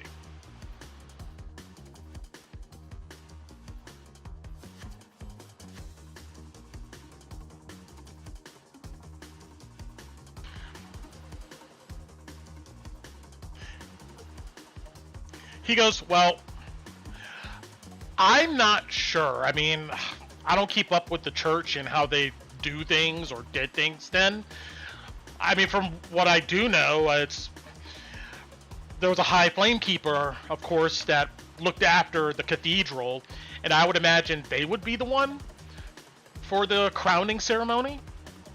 But after that ceremony is done, from what I think I understand, they just put it back in whatever vault they keep it in. So they don't carry these items around? Well, the phylactery, I don't think so. But I could be wrong, but I don't think so. But the Spy Master did carry the Spy Master's signet. That was Magdalena, right? He nods. Then he goes, you said she came and visited you, right? Did she ever tell Ansem that? No, she never told Ansem that. Well, you told her that you told him something about that. I know that for a fact. I have to go back to my notes. Yeah, because when you guys first came and met in the Watchtower, you guys said that Magdalena came to you guys, and that got their attention. I have to rewind the tapes on that. But I don't know exactly what was said, but something was mentioned. Yeah, and I didn't write down the full conversation. Shoot. But you know what? He'll just go ahead and he know. I will tell you this much: he knows that you are somehow related to that, and he would ask you like, "What do you know about that?" Then. I mean, honestly, not much. I'm trying to locate her, if anything. Yeah, go ahead and roll me a deception. You see, I mean, he just stares at you. He doesn't buy it. It's rolling. 20. Good roll. Jesus. Here we go. Ooh, this might be me forgetting some of my backstory too. Shit, hang on. It's okay. That happens to me on certain nights with certain. He stares at you a long time, and when you get a sense that he's not really getting anything from you, he drinks the rest of his glass, and he raises his hand for another. He goes, some of the items were carried by the lords that's helped the late king. Some, I guess, weren't. Most of them were. I know that the steward seal, the royal steward, carried that. For an out-of-character question, the whole ceremony thing, is that a known thing? Like, everybody would know of that? Or would we have not known about that? If you are from any PC here, if you are, Torn will qualify for this, but if you're from Drakkenheim, or you spend a lot of time in this city, yeah, you would know passing the story of how when a new king rises, there's a huge ceremony, and these seals, some magical rituals performed in order to imbue the new king with the powers of the Crown of Westamar. If you're from Drakkenheim, you know that. Theodore spoke about it a little bit with us when he was interested in the seal himself, for their own reason. By the way, I mean, from what I understand, the Earl Stewart's last name was Grindel. Imagine that. That sounds really familiar. I know, I was thinking that too. What? You know that Torin's last name is Grindel, yeah.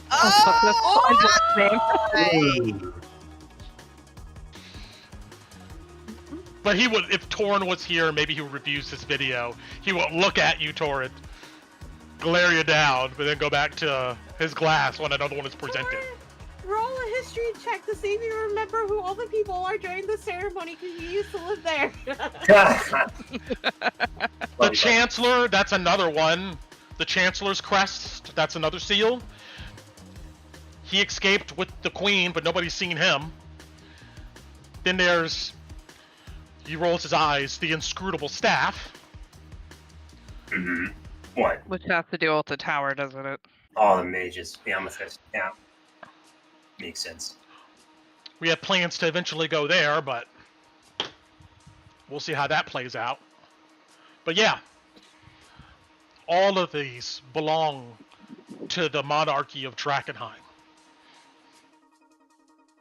And the only person who can attune to the Crown of Westamar is one that is part of the official blood lineage. So, I would get why you guys want it, of course, to put the king back on the throne. And I would get why the church would want it. Well, I don't know. But why would everybody else want it? Or some. You said everybody was trying to get the phylactery. Well, when I say everybody, I'm talking about the church, your friends in Caspia, big players, and of course us, who it belongs to. They want it because they think that, I don't know, they're going to have some say when we rebuild Drakkenheim. I don't even know if they want to rebuild it. The church, the way they're talking. What do you mean? Well, they don't like all the delirium that's here, lad. Yeah, I think they're gonna try to purge, and by any means necessary, honestly. That's just a theory. Just throws their hands up. Well, if that's the case, then the fight comes to them too. What about these seals? You said the commander gets one. Yeah. What does Drexel have? He still carries the Lord Commander's badge, yeah. That's pretty cool. Yeah, that is. Alright. Does that help you locate the other ones then? You see he just shakes his head. In normal times, you would just bring, I don't know, some archmage from a tower somewhere to perform some magic to find where it's at, but in Drakkenheim, that type of magic doesn't work. So they really are lost. We got to do the groundwork. Find rumors. Yeah. I mean, we've done a lot of groundwork. Go ahead, Louis. I had a question, but I want to hear what you have to say. I'll pick up. I wanted another one too. And Louis will shell out another 2 silver. I'll look around the table to see if anybody else wants another tumbler. Oh yeah, Alice is drained. Oh wait, when you do that, Tinu pushes her cup to you, Louis. One less. I'll take it. Yeah, Tinu, push it to you. Alright, one for Alan. Drink it. Kolbadi, Kalina, Ron, any of you guys want to drink too? Ron will absolutely take an additional. You see Ansem kind of laughs to himself, and he goes, even if the church could think that they can destroy an entire city with their army, that'll be impossible once we have the crown. Yeah, but if they get the crown first and they get the power it holds, then they'll be able to do it, won't they? Can they do that if they don't have somebody in the bloodline? Exactly. Yeah, but the bloodline's so diluted now at this point between everybody who's been in the family. Look, I'm not gonna lie and say I know how all of that church shit works, but the bloodline is still ticking. It still worked for King Ulrich. I don't know what type of magic they use to verify that stuff, but it still works. I got a question for you. Learning all this, what do you think about with the whole Edicts of Lumen saying that anybody Mageborn can't hold an office, yet they're using magical items, these relics, for the crown as a people, not the artifact itself, to hold the power? Sounds kind of like a loophole.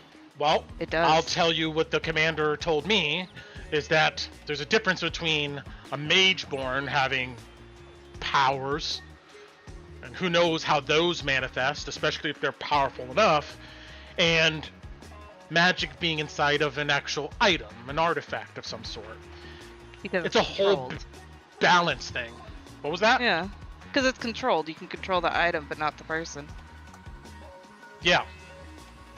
Huh. Legend goes is that, you know, I guess whenever they gave out the stuff, Caspia and Westamar got their own seals to make sure that the church and the academy and Mageborn can't usurp them in power. So the seals know if you're Mageborn and or not, and of the bloodline or not. Well, I don't know if the seals know you're Mageborn, but I would imagine that if you're going to be part of the Council of Lords of Drakkenheim, you'll be vetted if you have Mageborn blood or not. And if you do, then you're out of the running. If you don't, then maybe you're good to go. Except the inscrutable staff, obviously. I mean, I guess that's supposed to be the thing for Mage, for the Academy and all those Mageborn. But Ansem, you gotta admit, times these days are strange, and Drakkenheim being what it is, and you lot being desperate to put somebody in that crown, you're really gonna mince words about who's wearing it, even if they got a bit of magic? Now, I mean, it's a dwarven perspective, but it's different. That's not for me to decide. You can tell the commander about that. Dude, what if dwarves have magic? What, would he care? Ansem thinks, yeah, probably a lot. What if it was his only choice? That or not have a king or queen? You see, he just kind of shakes his head. He goes, No, I don't know. if we... I don't believe that there is not one person of the Kessel bloodline or the Klein Kessel bloodline or any one of these that don't have that, like, they're not all Mageborn. There's got to be somebody out there who's not. But you gotta trust your king too, or your queen. Yeah, what if they're not a good person? And the good person is the one who's Mageborn. It's not as if the you're one who will make. Sorry, Louis. Oh yeah, you're good. Finish your point, and I'll add on. Oh, I lost my train of thought. So, like, the person who would do the best for Drakkenheim, who would regrow Drakkenheim and take it back to what it used to be, what if they were Mageborn? Would you still choose not to choose them just because of that? Versus, let's say some Kleinkessel comes up here. People that betrayed you, that aren't willing to support you, that use you like cannon fodder. You're gonna put a crown on their head and call them lord, huh? You want to serve them? Look, I'm pretty sure King Ulrich and kings and queens of the past weren't all like the best people in the world, but they were part of the royal bloodline. Yeah, I'm a soldier, So okay? Even if they eat boogers every day, and they have blood, you're gonna put a booger eater on the throne. You kind of got a bit of a sailor. You know, regalia things belong to you. Look, I would hope that the person that they find would not be eating boogers or a fucking, I don't know, worshipping a demon. I assume when, look, when Ilaria comes and the Divine Matriarch vets, looks at these people and Caspian, everybody looks at them. You just told me that you don't give a shit about the Night Captain. What are you going to care about with some high flame speaker telling you? All right. Look, I fucking get it. I don't know. You see, Trucks, I don't know. I'm not asking what you know. We're asking your thoughts on it. At least I was. And my thoughts is I don't know. Well, what I do know is that what I believe is that there's someone out there that is of royal blood that can rebuild Drakkenheim, and they will come to us when we have everything we need. I think you'll get a lot more people. You start advertising that lad claiming royal. Huh. You guys think that hasn't already happened? There have been several people who've came through here thinking that they have a claim beyond Orion Jones. Who else?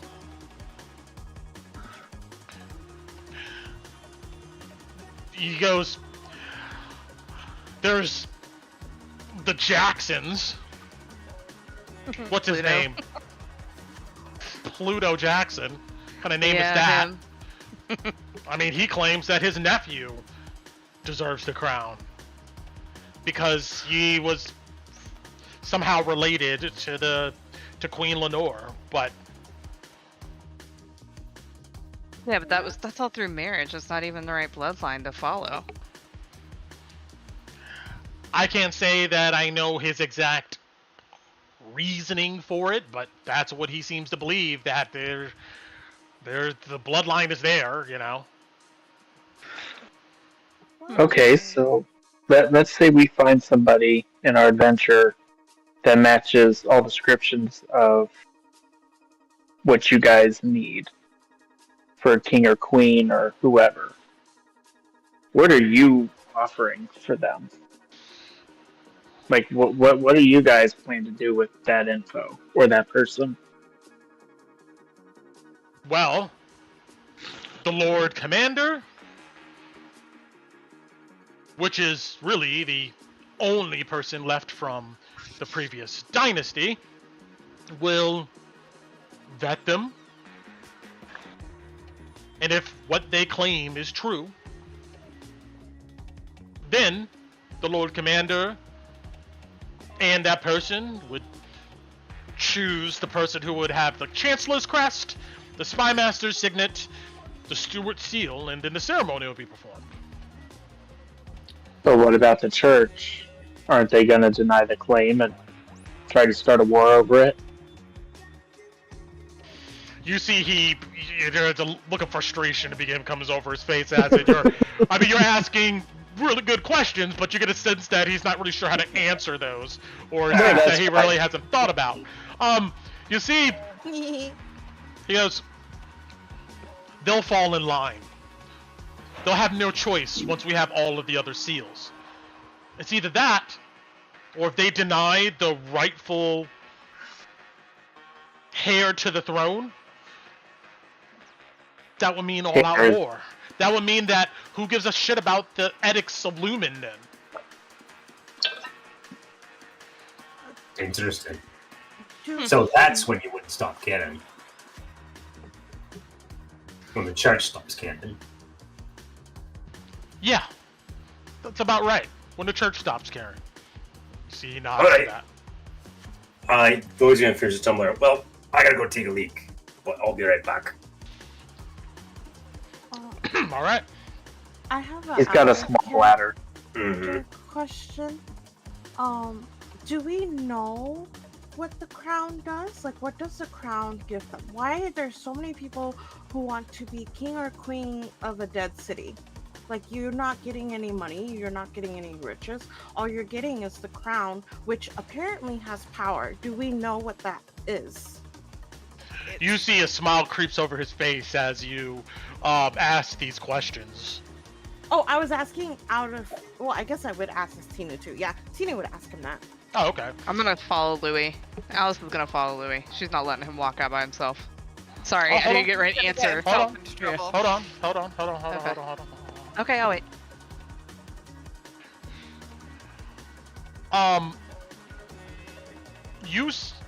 Ansem would go, well, there's a tale I heard of when I was young and in the refugee camps, was that there was a great plague across Drakkenheim. People were dying en masse. And eventually that plague was stopped by Queen Helena, who wore the crown, because the crown allowed her to perform a wish.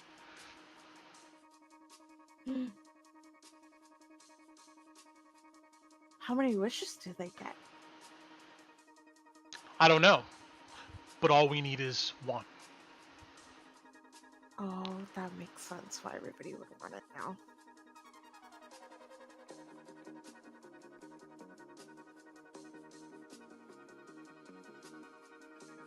Tito pounds the table. People are so greedy. It makes me angry.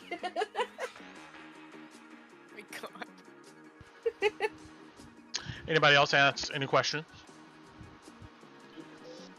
Nope, I think I did. I think so. I think I'm good.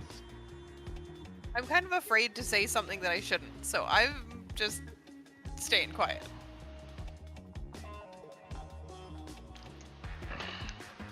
Yeah, how many drinks can you drink? Louis ran away, so how many drinks can you drink real quick? You see he smiles, he grabs Louis' drink on the table, and you see he downs it. That's 3. You I see showed him the rest of mine. he calls over another.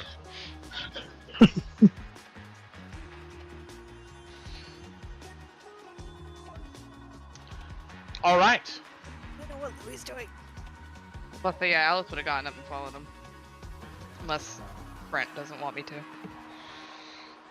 Well, I mean, yeah, you guys sit around and sure, I mean, you get up, you go outside. I mean, yeah, as soon as Louis would have gotten up and started moving off, Alice would have followed his ass, knowing how he is. Okay.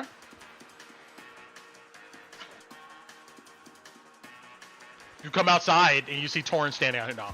But Oh! What? you look around.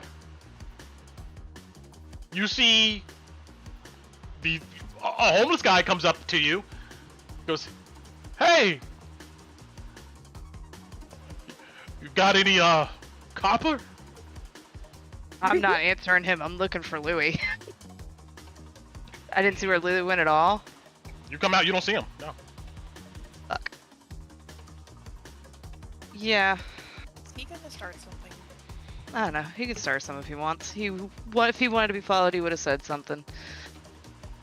Yeah, I'll throw the bigger guy at silver. You throw him a silver? All right. This guy, he picks it up and he goes, "Hey, you want to know something interesting?"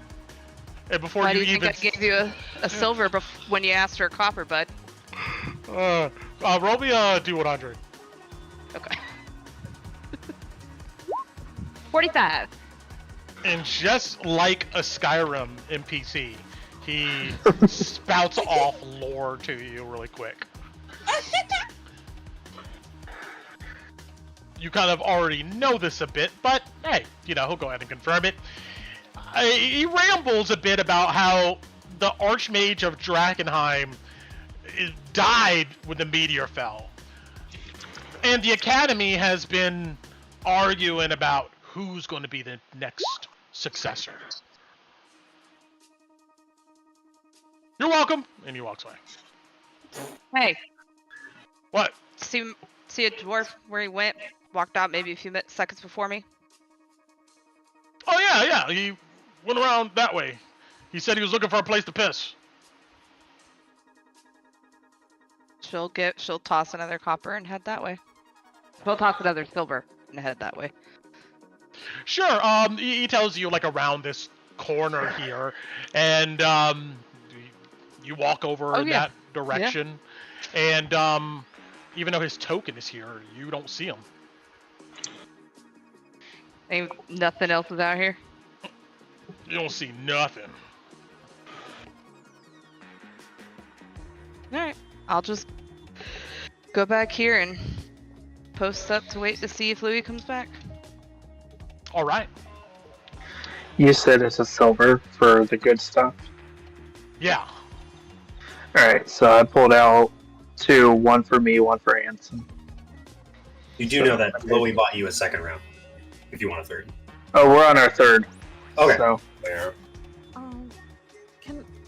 Oh, sorry, if everybody else is done. I am.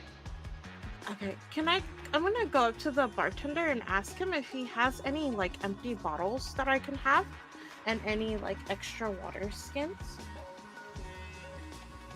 He looks at you like you're strange, as you see he's cleaning a glass. He goes, maybe 10 gold. I could dig one up for you. For one, maybe 2? 20 gold for 2. In my player's handbook in Koo's head, is this what it costs at the caravan? No! This is pure extortion. Like, he's asking for a ridiculous amount of money. Tino just glowers at him. Never mind. I'll go back. Do I see any empty bottles on the tables around us? Sure, on your table there's a few empty mugs. Like, no, but no, like, alcohol, like... I think she means like a beer bottle or something, like something. Yeah, like a... You guys have been drinking liquor, I believe. You see some empty glasses, some bottle. I'll say, yeah, you see an empty glass on the table, sure. It's dirty and chipped and stuff, yeah. Do I see any in the tavern that aren't chipped? It doesn't matter if they're dirty. I just need, like, a couple... I'm trying to find some to put holy water in. I mean, yeah, you see sitting on some other tables, there's some glasses. I will bottles.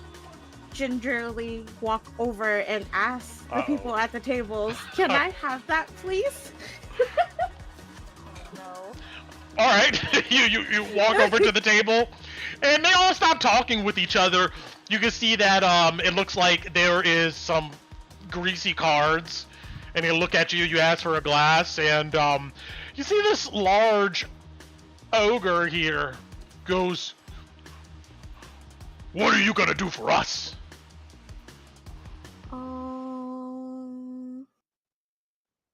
Clear the table. Well, You can bust the table for them. I can clean the table for you. Oh my goodness, this is a bad idea, guys. You see this lady here goes, how about you buy us another round? How much would that be? The 2 gold each. How many are they here? 1, 2, 3, 4, 5, 6. There's 7 of these silver. folks. So There's they're gonna order the top shelf stuff. You're pretty certain about that as they look at you. Ugh. How many bottles are on the... So just tell me how many bottles and how much I would have to pay for it on the table, and I'll decide if Sure. They'll let you get a bottle. I mean, there is 5 empty bottles on the table, but how much was the top stuff? A silver. Oh yeah, I'll go ahead and do that. I'll say okay, and then I'll give the lady 7 silver. Or here, I'll even pay for your next round too. I'll give her 14 silver. They look shocked. You see that they, scoop the coins up. All right, take your trash, girl. Thank you. And she smiles at her. Here's a rock. This is good luck for you. And I leave a rock for her. I go back to my table. Yeah, as you leave, you hear, what the fuck? And they just talk about how weird that was. These people are like, who is this? Yay, 5 glass bottles on the shelf. But yeah, I mean, you guys are drinking. If you're trying to go drink for drink with Ansem, Ron, we can condense that into a Constitution save here. Nah. I just want to get him really drunk. You have no problem with that. You see, if you give him a drink, he drinks and he throws it back. This guy, and this late teenage guy, he has a strong constitution. You see that he is not bowing out. Eventually, he just begins to ramble on about how much he can't stand the religious types in the Silver Order. He just disparages everyone there. If you bring up Ophelia, he calls her a prostitute. His insults get worse and worse and worse. He just rambles. Eventually. Yeah. How about Nathan at the Falling Fire? What's your thoughts on him?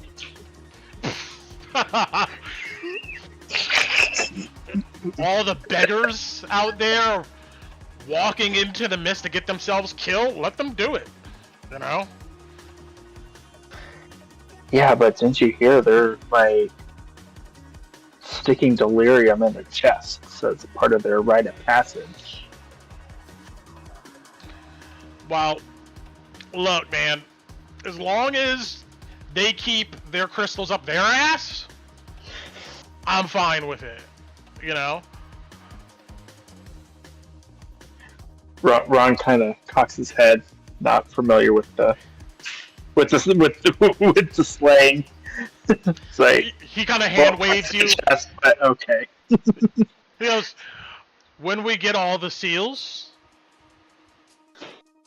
and we rally the rest of the Westamarians to the cause, we'll drive them out and go find some crystal elsewhere. Yeah. Well, you told us where one is, but you mentioned there's numerous. Do you guys know where they all are and just have problems getting to them? If we knew where they were, it'll make this a lot easier. No. So, well, I guess dumb question, is there a way of finding that out?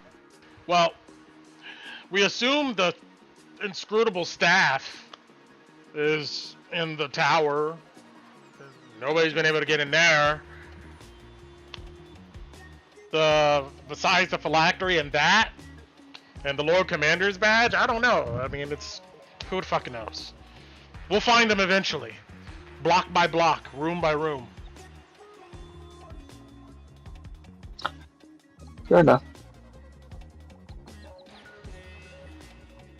What about Blackjack Mel over there? What's your thoughts on him?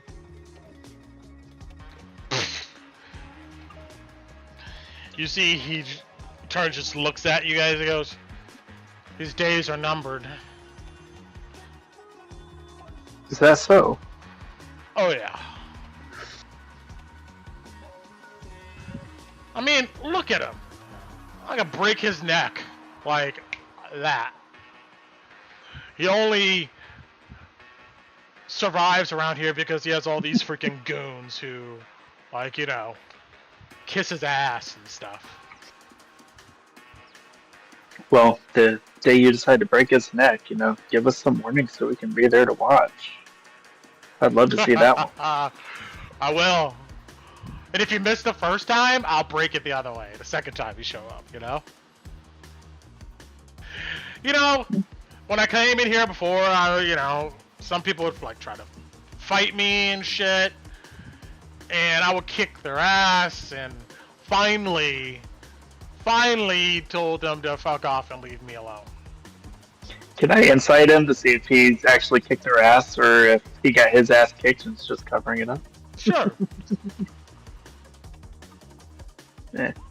14. You're not sure. I mean, it sounds like at least one time maybe that was true. You know. Alice, you stand outside here in the dark, looking around. You don't see Loey anywhere. I'm gonna look up at the roof. Do I see him? Not good assumption. You don't see him on the roof though. Okay.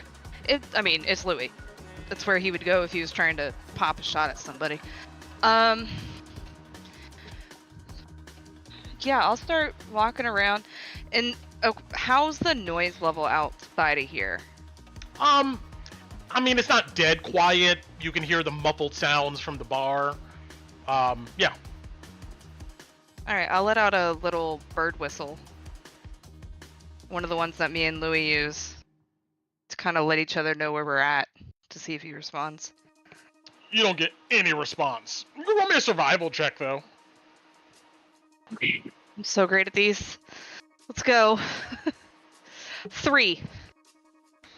Unfortunately, I mean, you look around on the ground, there's a bunch of footprints and shit everywhere. You don't see any trace of Loey. Huh?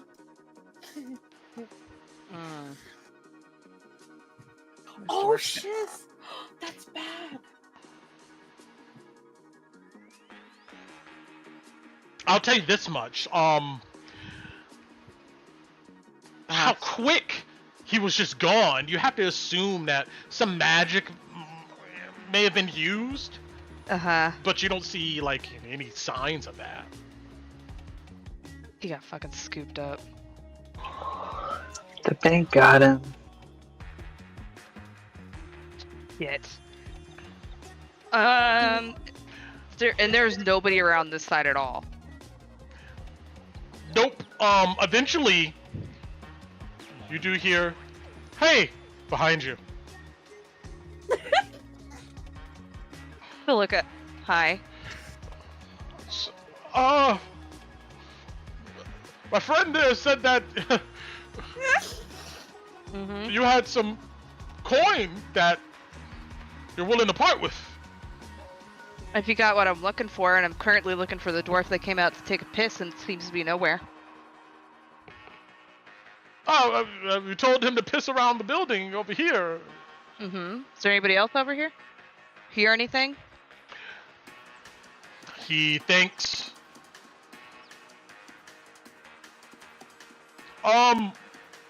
Yeah. There was some shady looking guys with tattoos. I think I saw them come around. I mean, that's what the bar's full of, bud. They looked even more shady. Do you want coin or do you want a blade in your gut? He raises his hands. He goes, I didn't see anything. Why don't you go ask all your other friends hanging around the front if they did? This guy comes, peeks up. I saw something.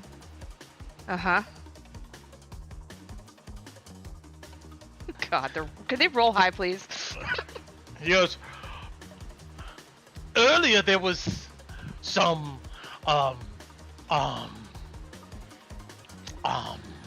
green cloaked men hanging out. And they were asking about dwarf. They had a flyer.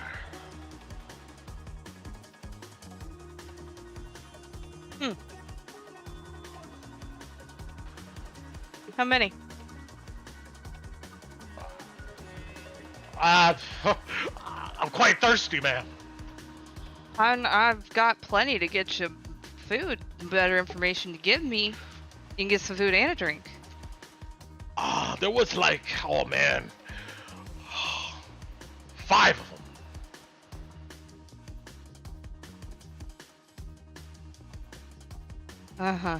This guy rolls his eyes around the corner and walks away. He goes, yeah, they were just hanging out, and they were like, have you seen this dwarf? And they were just waiting. On this side of the building. Yeah. All right, bud. She'll toss him a silver. He picks it up. You see, he runs. He runs like a man that's guilty of something, and he dips. Yeah. I'll head back in to the party then. All right. At this point, you see Ansem stand up and goes,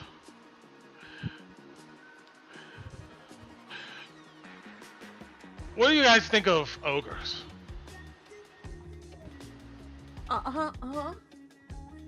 Tina's mouth just falls open. Why? Foul creatures. Back when Drakkenheim was a city, you never see just ogres walking around. What if they're nice, though? Does he look nice? You see he yells and points at this ogre here. She was nice to me. She gave me bottles for 14 silver instead of 20. Oh. Gave you bottles, huh? Yeah. Prejudicism doesn't look good on you, Ansem. I don't know if that's the right word, but that's what Tina says. Am I back at this point, Brent? Yeah. You hear Ansem shout, "Hey!" Hi! And you see this ogre looks in his direction. You steal some silver from this girl here? No, ignore him. He's drunk. I did not say that. I like you very much. I jump on the table and jump on Ansem. Shut up, you're drunk, and I slap him. You could tell that, if he's left in here, he's gonna escalate this situation. Does anybody do anything? Oh yeah, seeing Tinu jump on Ansem, Alice is gonna like smack the back of her hand on Kala's shoulder. Come on, help me hold this guy down. I think he took Louis. Time to go. No, wait. I hold. Do we want to keep him drunk? I have lesser restoration. I'm tackling his ass. We could have this conversation outside of this bar. Okay, I jump on him and I wrap my arms around him and I ride on him as they drag him outside. All right, just roll me a group intimidation at this point. Ron, you gonna bite him if he doesn't listen? Oh, easily. Yeah, I'm hungry anyway. If I'm dragging, can I athletics? I cancel that out. Sorry. Oh my God! I don't want to intimidate. Hey, I'm gonna burn my one inspiration that I still have to reroll that one. Got it. All right, intimidation. Swear to God, don't give me a 2. Okay, that's better. That's bad. Dragging. Can Kala use athletics because she's dragging him, Brent? You see, he goes. I mean, he doesn't really resist you guys that hard. But, you see, he shouts, "They're right to keep me back! I'll break your fucking neck!" You see, I he yells cover his at mouth with my hand. Shh, and some. You want to fight Ansem? We can do it outside, because I've got one to pick with you right now. He looks at you and goes, "Oh, you want some with me?" Yeah, outside. All right. He shakes you guys off, and you see he begins to walk. Where's Louis? Got taken by some green cloaks, Alice says as she follows Ansem. Oh. Do we know if that's true? Don't know. Well, I guess we're about to. We're about to. You see he comes out and he goes, "I'm timid to let her use her weapons. If Or she fist for uses her fist." weapons, he'll die. Use the weapons, he'll die. You know how many times I've heard that? You see he throws his sword on the ground. He doesn't drop his bow or his quiver, though. He goes, Handsome. come on, what? Yeah. Why'd you want to come here with Louis? Because this is the place to have a good time. Where's he at? I don't know. Where did your drawer friend go? Oh, he wasn't drunk when he left. How do you know that? Because I know him very well. Well, apparently you don't know him that well. No, I don't. I don't know you very well either. And I was starting to like you. But, came out to follow him, got told that he was scooped up by some people wearing some green cloaks. He looks at you like incredulously. Why in the world would the Green Cloaks want to go ahead and scoop him up? If I wanted him, I would have took him back to the Watchtower my damn self. Yeah, but who knew you was coming to grab him and bring him here? No one. Like I said, I ain't scared of any of you guys. I would have took him myself. Ron starts baring his teeth. Is he telling the truth? We incited him. Kala and I did. I think he's telling the truth, though. This guy's too pompous to not be. With a 16, I mean, you don't get a sense he's, like, trying to weave a tale or anything. I could sending Louis, Alice. Oh, Lizard, you want some? Oh, we do. We have sending. Yeah. But if he's unconscious, he won't answer though. Well, then you will know. Okay, I will. Come on. Stand you see he stands in front of you, Ron. You see he gets in a fighting stance. Should we work with this guy first? Do you want me to lesser restoration him first? No. Okay. No. Hey, Louis, where are you? We are looking for you. We heard that Green Cloaks took you. You can respond with less than 25 words. Hey, that's 25 words perfectly. Okay, cool. If you can, I don't know, if you're conscious, you will hear me because I know you.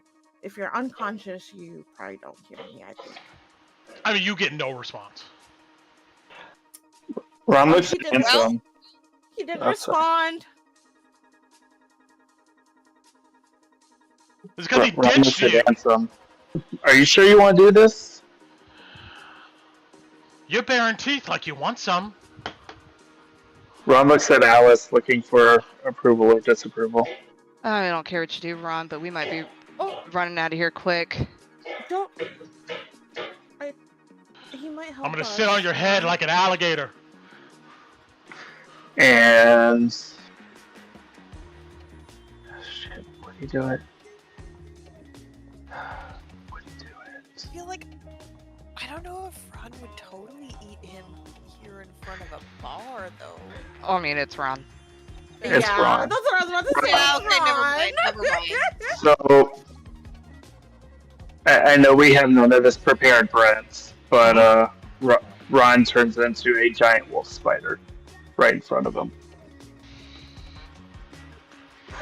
You all of you see you see these guys over here. They immediately move away. They're like, all right, we're out of here.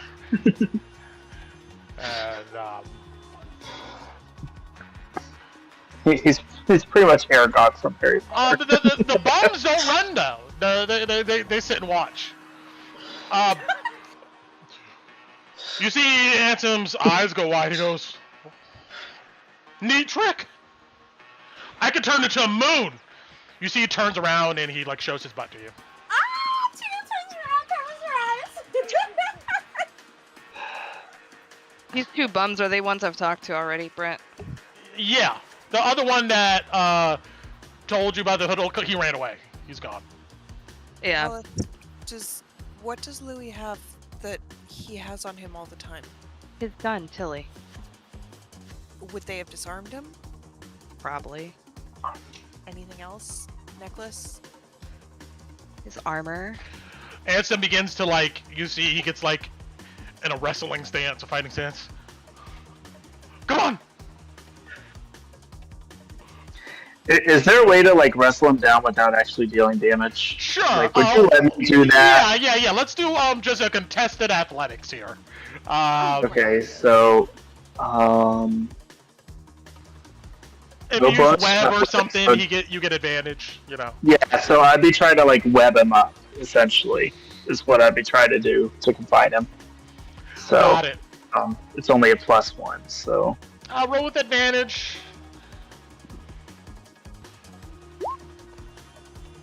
how do I roll that? 'Cause, well, let me do that. Sorry, I've never actually had to. How do I pop this out? I don't know how to do this, so I'm just gonna roll 1d20 plus 1. Copy. I'm gonna roll twice. So 12. You see, he rolls out of the way of the web.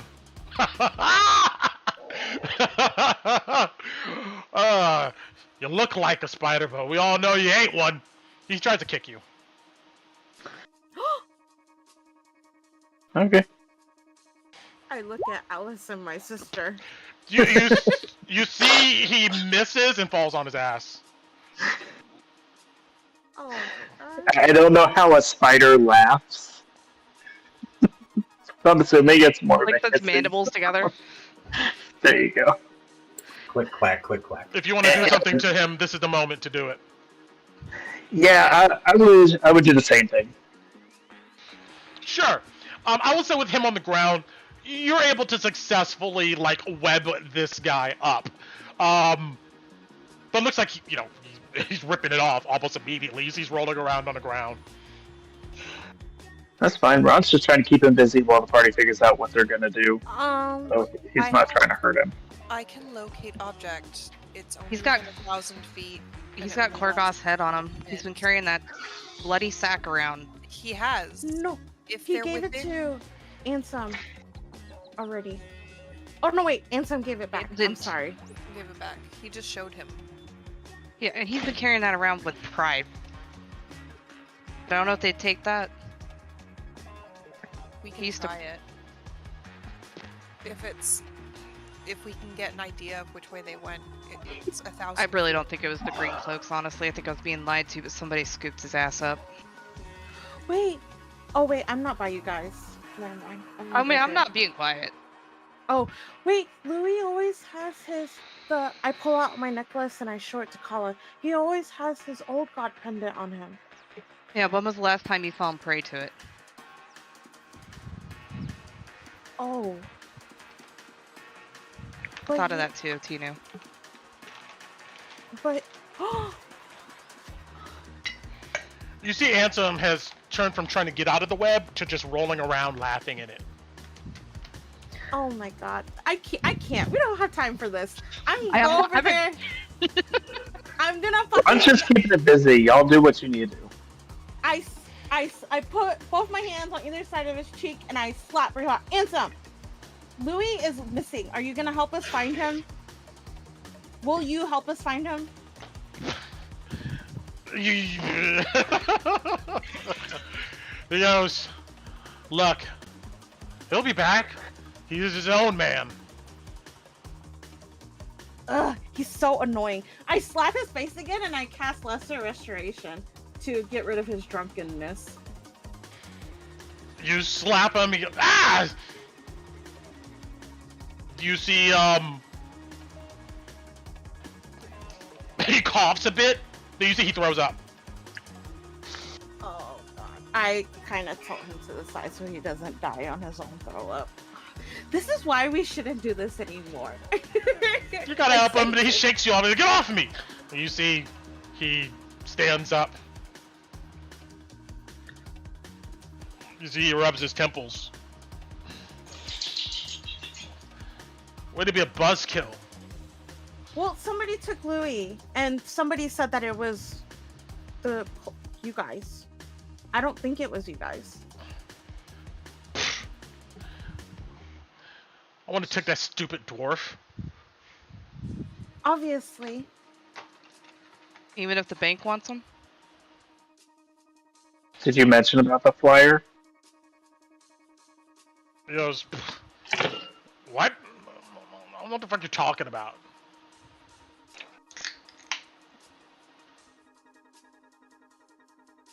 Paula, did you find them? If you do locate object, you get nothing. So not within 1,000 feet. 1,000 feet, you don't get anything. Pretty far. What? You did the head? It lasts 10 minutes, so we can run around and see if I get anything around town. I'm gonna step back in the bar real quick. And look at Blackjack Mill. You see he's looking kind of concerned in the direction of the door as you guys have all kind of like rushed out and now you're coming back in. But, you know, he just looks in your direction, doesn't say anything. He looks concerned. Yeah, like some shit is going down that he's not aware of. Got it. That's all I needed to know. I don't think this is Blackjack Mill either. How could it have just disappeared like that? There were no tracks or anything? It's because it's Drakkenheim. That's the reason why. Well, it's okay, you're back. Oh, Ansem, go check around to the right here. Or left, whatever. Go check around this side and go see if you see any tracks or anything. Because I didn't see shit. Tina will go and look. You see he looks really tired now after being forced to sober up. He walks around and you see he like half-asses it. You see he's not really that interested, but he'll do a survival here. Can I guidance myself and do a check for me too? Yeah. And well, can I go over there and now like offer advantage? So like if I see something, I'll click my mandibles or something to point it out. Sure. 8. You see he goes. Well, you have advantage. Yeah, you can roll with advantage. Okay. Yeah. Thank you, Rob. Come on, dice.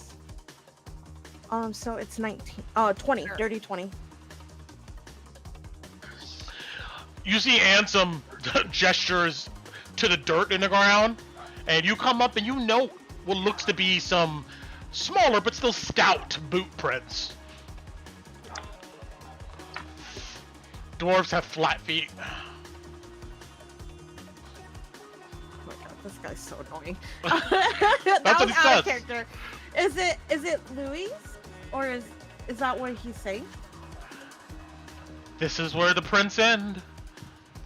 Unless some other dwarf happen to come around over here.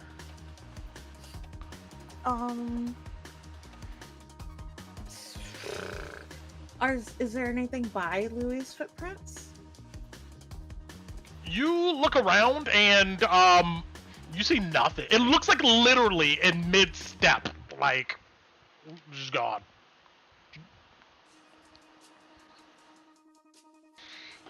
I don't have detect magic on me today either.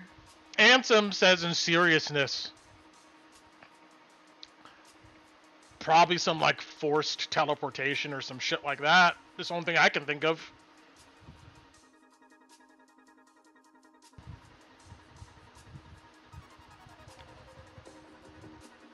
I didn't think it would work. Because I'm joking. Tito glares at him. He goes, look,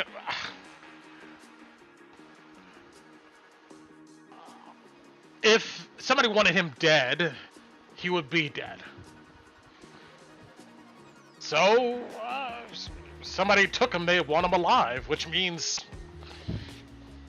maybe he'll show back up, or they can find him. Who around here steals people by teleporting them? Mageborn? Oh, no shit. He goes, I'm being serious. Like, you said something about the bank? They snatch up people every day. Do they have magic users hired at the bank? They have all the money, so yeah.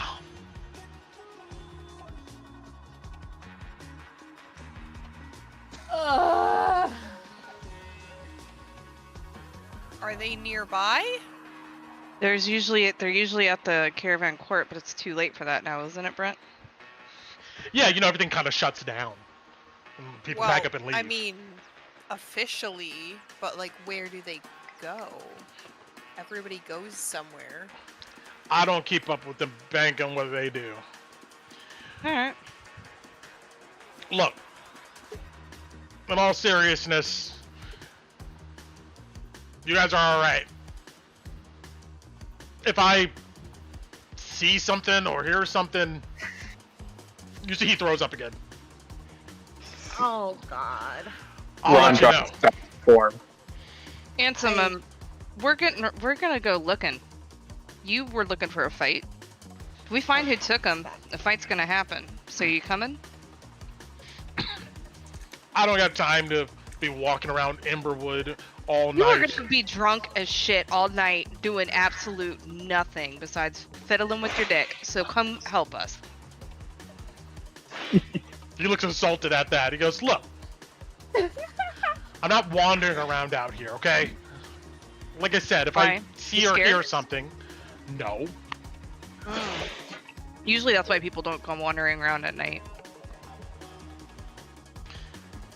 He walks up to you and he goes, you're cool folks, but I don't trust you guys like that. Alright? No, it's not alright, but I hear you. I'll keep an eye out. You see that it's dawning on him that, like, his tomfoolery has got everybody frustrated. And so you see he walks off, going in the direction of the watchtower. Coward. Wait, and I flip him a gold for your buzz if you want to get another one, since I got rid of the first one. He catches it. He just continues to walk. He leaves you guys. It's a good idea, though. He'll probably appreciate that. Given his good side. Yeah, but Now we have to go looking. yeah, what about Louis? Do we want to let Bati know what's going on? Speaking of Probably. Bati, I know I haven't given a lot of time to, so I'm about to do that right now. Okay, Let's okay. go back to our hideout.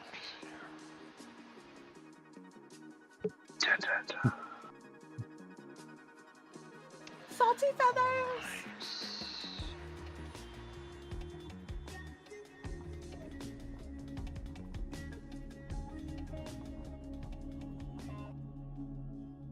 All right. So I'm going to say that at this time, Kolabadi, Verona left, leaving you sitting at the bar with Yanis. Yeah, we were sharing tea.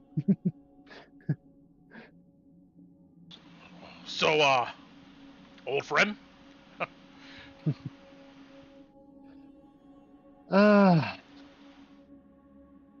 Family acquaintance. Well, it didn't sound like you were too friendly with your family. Oh, It's good to forgive your family. At the end of the day, that's the only people you have.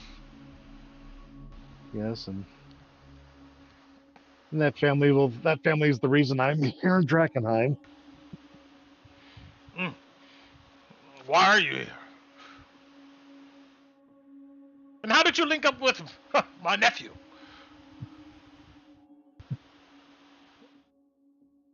Well, we came in on the same wagon. And through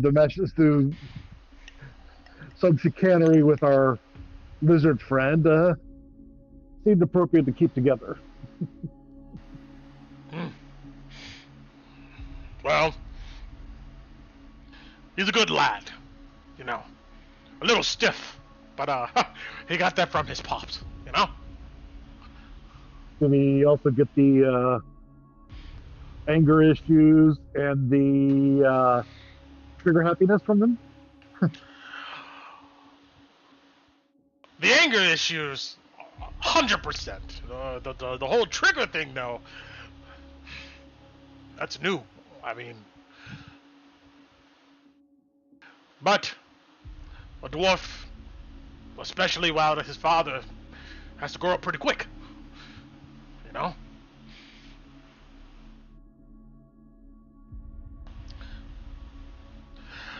Can I ask you something? You may. It looks like you do all the sorcery stuff. Can a lot of powerful, you know, mage-born, are they able to change people's minds?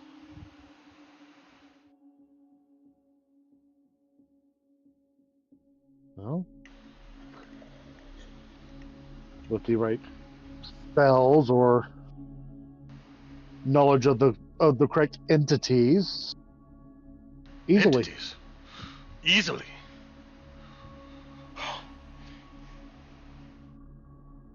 You see, he shakes his head and he goes, I feel like the past 50 years have been a dream, you know? You know how when you're dreaming, it's just kind of, there's one place you're at and then suddenly you're in another place. And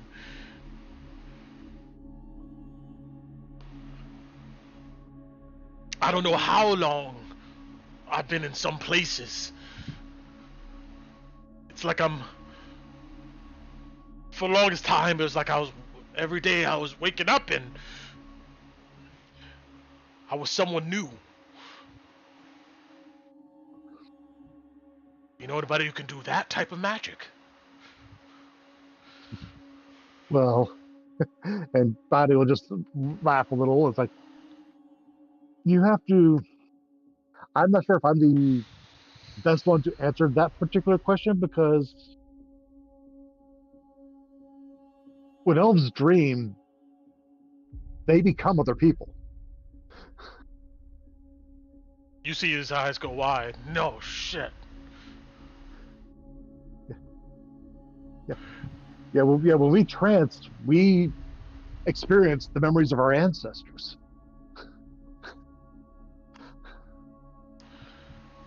You see he looks around, like, passive, and he goes, are they always with you? Even when you're not dreaming? And she'll glance at the window for a second. It's like, a few of them, yes. You see the bloody pale face of Romero standing there. You can see an impatience in his face, almost as like he's looking for you to come out and talk to him.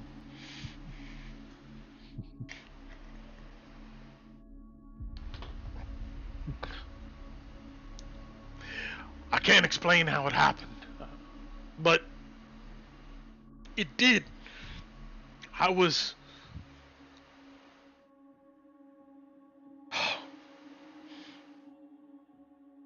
in the sewers, and I could hear the city above me.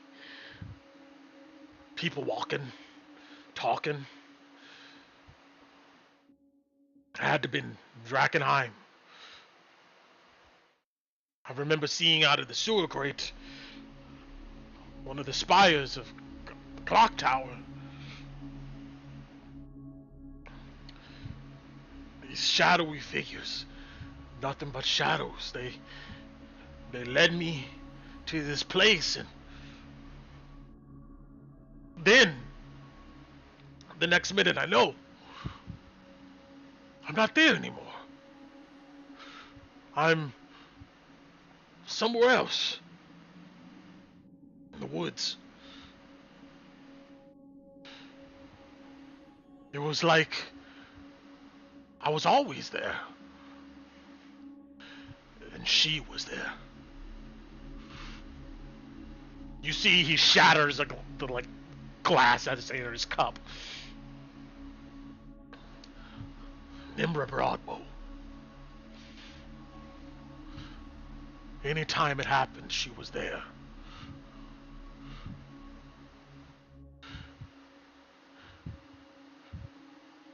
I could see it in her eyes, this glow. Deep in her eyes. Color of that magic in the city.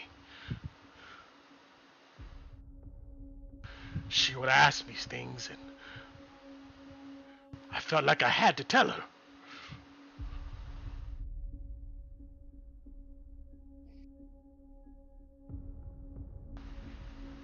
Then I got wise. Sometimes I would see Jorik in another place in the sewer. Fooled me the first few times, but then I began to look for the glow. And if you look hard enough, especially in the dark, I would see it in Jorik's eyes, and I knew it was her. I knew it.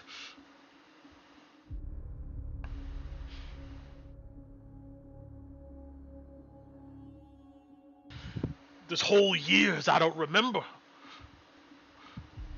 Sometimes I would wake up in strange places. People with tattoos. I remember an earthquake. Oh, I was underground. And then there was dust everywhere. And they came and grabbed me.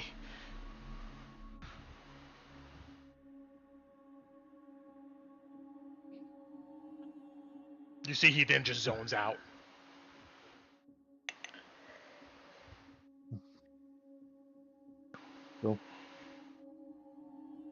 So use of our magic to clear up some of the broken glass on the bar and move it to the side. Venus is a good boy. Yes, you are, Venus. He's just sitting there looking at you. Venus goes, oh! I think he may be hungry. I got some scraps for you. You see he then goes in the back. I want to go check something outside. I'll be right back. You just hear a bunch of clanking. Stand up and step outside and onto the porch. When you blink, he was on the porch, but now you see he's just kind of standing a few feet away.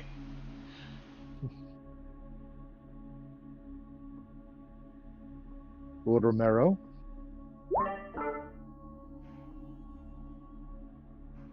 Do you trust humans now?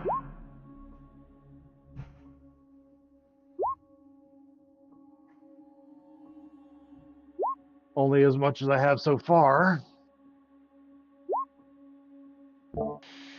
All of the information she gave me, it could lead to something, but until we penetrate the inner city.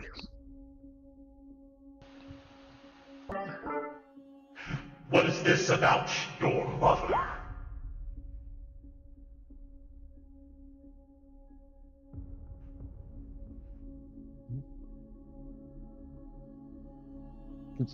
That's one of the things I'm curious about.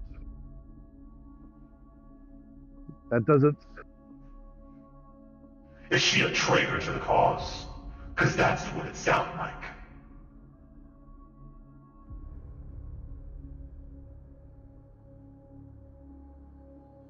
Considering the fact that she's never told us about any serving a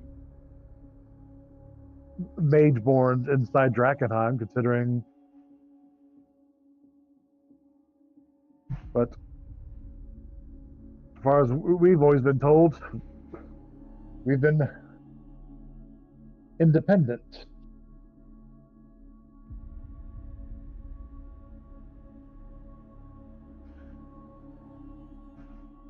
I have no memory of my final resting place. Just the darkness beyond. But there's our other spirits who do know where they lay to rest.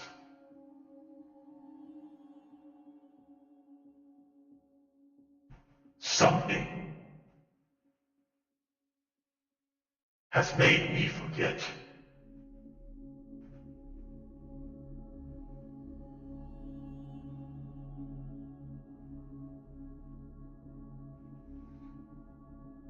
There is this talk of the Shadok-Kai that's north of the city. Yes, the traitor. I remember him well.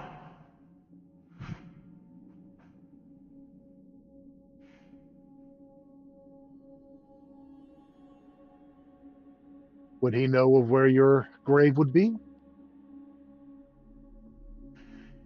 He was there when I perished, so he should.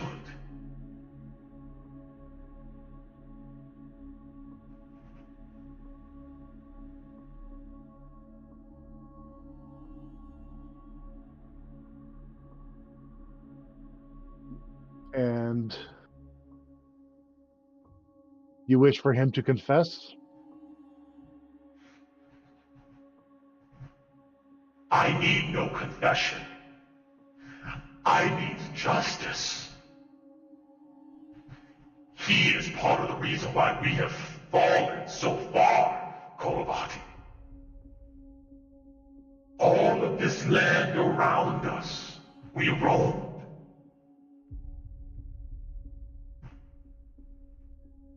He came to us as a Shatakar, Kai, as yourself. Told us he knew what we needed to do to build, survive.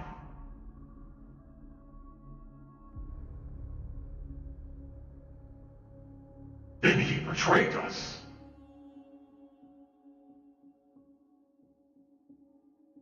Why?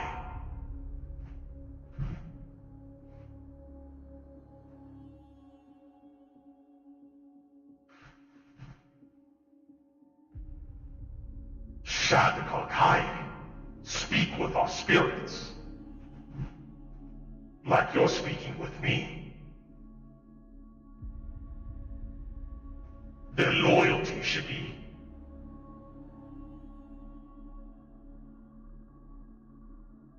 set in stone.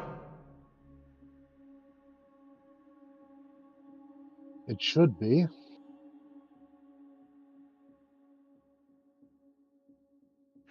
These people you travel with,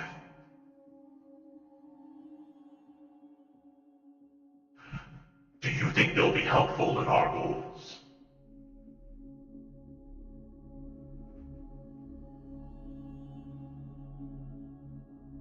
As long as it aligns with theirs, yes. But how are you going to get them in line with our goals?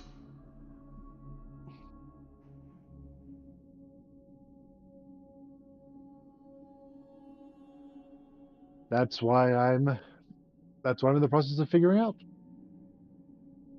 Some are going to be trickier than others, obviously.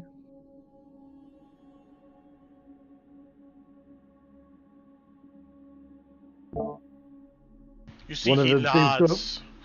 One of them seems to one of them has seemed to have satisfied their need for revenge. But I'm sure that it goes beyond that. You get a sense, I'm going to give you this here, in talking with this entity, you don't get a sense that he's really aware of everything that has transpired between you and some of your party members. But you get a sense he's pining for information.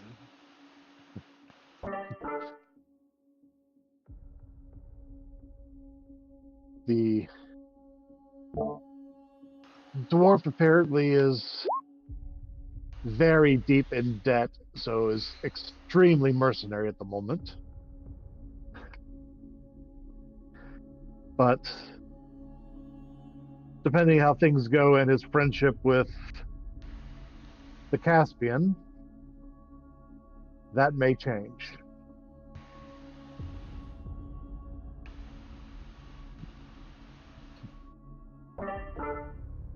The elven tieflings, I'm still trying to get a handle on.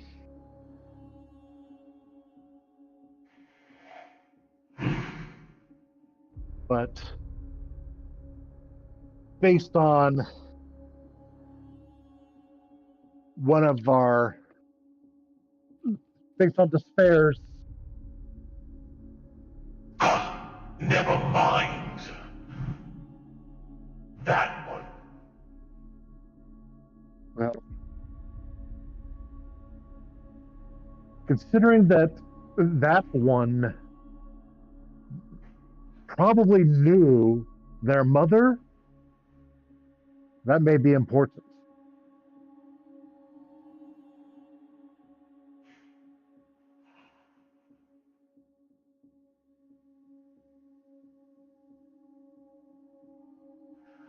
I don't understand.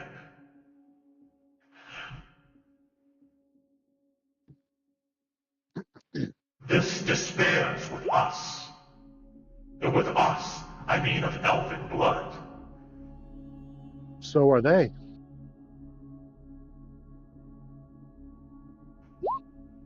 They don't look it. Something has affected their bloodline. They're abominations.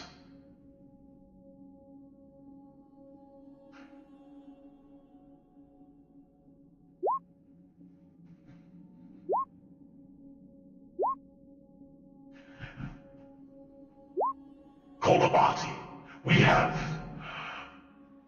gotten some interesting information from the humans. This is good. But I worry your allegiance to these others may cloud your judgment eventually. Should I be worried?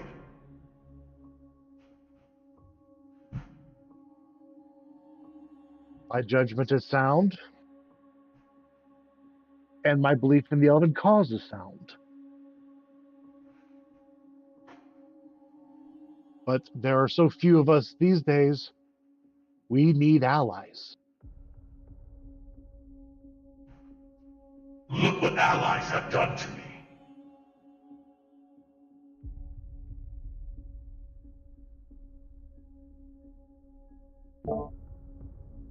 He says that, but you're not sure exactly what he's referring to.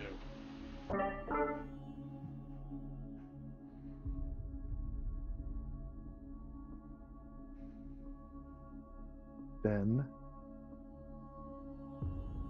I would say that maybe you need to vet your allies better. How dare you?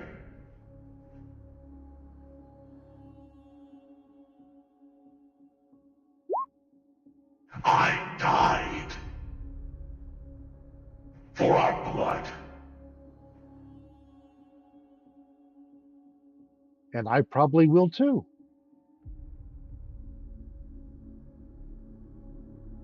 But until that time, we need allies.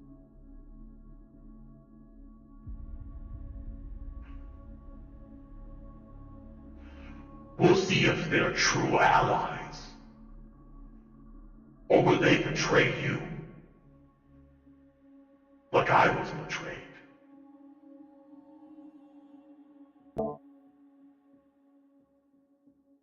You see his angsty face vanishes. Biggest eye roll ever. Look, all right, I'm not fucking Steven Spielberg or something, okay?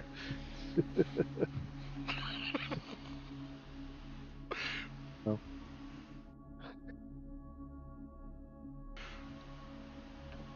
You know? I know, I'm just poking fun. And I'll just like smooth out my dress and head back inside. All right. Is there anything you want to do here while you're here by yourself? Well, you see Yanis. Checking in on Yanis, make sure he's, I guess, comfortable. So he at least has. I guess I probably discuss with him like elven dishes if he even knows any of those. You bring up food, he takes a seat. And he gladly listens to these different cuisines that he doesn't seem to have really heard about. But he seems more than willing to try to convince you that the dwarves of Glimmer have the best gumbo recipes on this planet. Cool. And I will be discussing elven cuisines and some of the cuisines of the barbarian tribes of the Island of Skye. And got it. The most important thing to happen tonight. We would have called Bati, right? I feel like we would have. Yeah, sure. If you like do a sending message or something. Yeah. I think Tinu would have done it. I'll use my last 3rd level spell and tell Bati. Do you want me to actually do it, Bati? It's up to you. Bati's not there. Yeah, not there. Oh, okay. Well, okay, fine. I have to like count on my fingers every time I do it. Bati, it's Tinu. Louis is missing. Somebody took him when he went to pee. We can't find him. His footprints disappeared, and we go look for him. I keep talking for him. You should come to Emberwood, but at the 4 a.m. is where it ended because that's more than 25. So she just keeps talking, but yeah, but you know you can respond.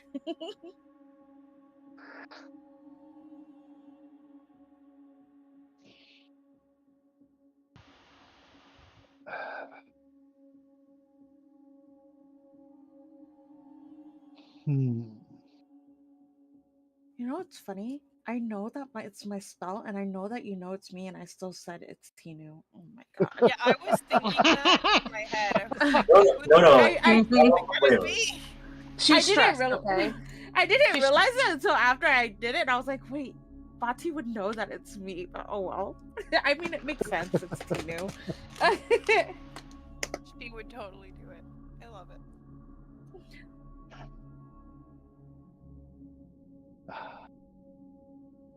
And Kalabati will respond. It will take me an hour to get there. On my way. Bring the horse.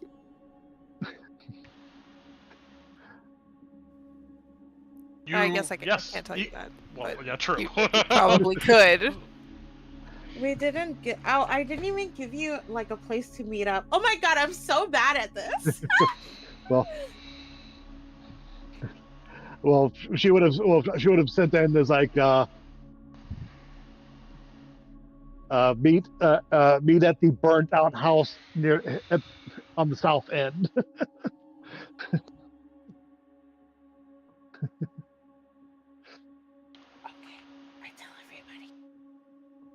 And then after that, she'll like look at Yanis. It's like, is everything okay? You hear it too, don't you?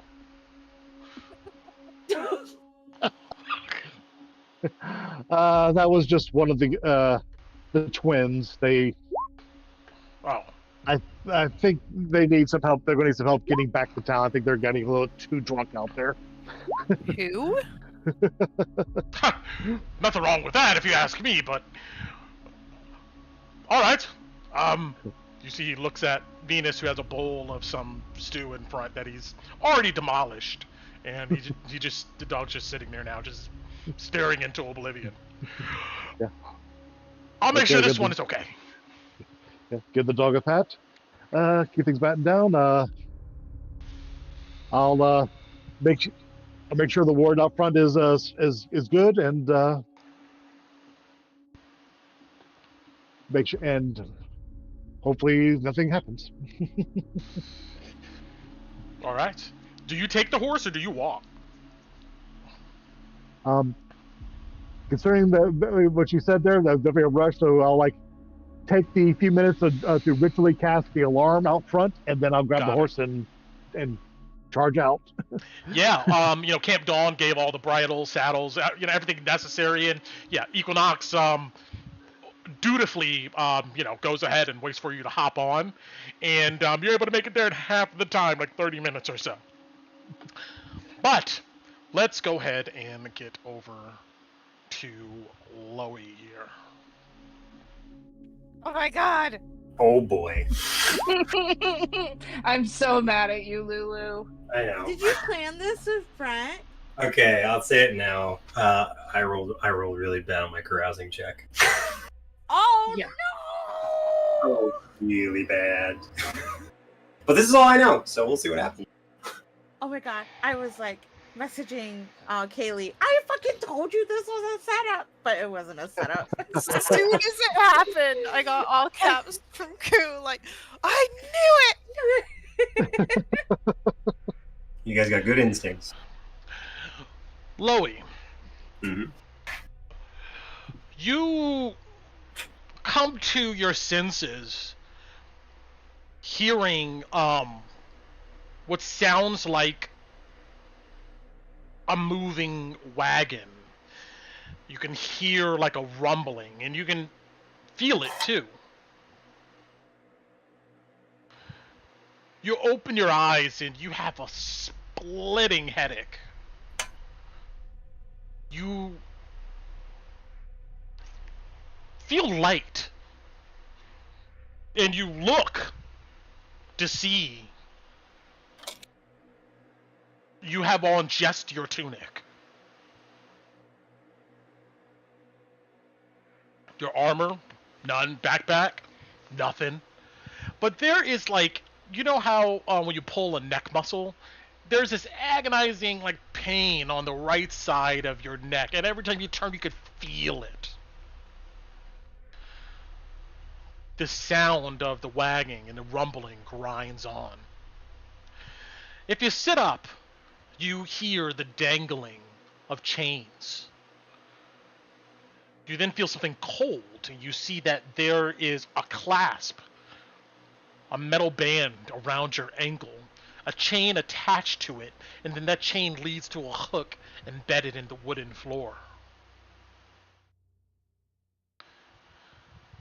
You gaze around more, and you see that you're in a cramped cell. Dirty bars lying in the wall directly next to you.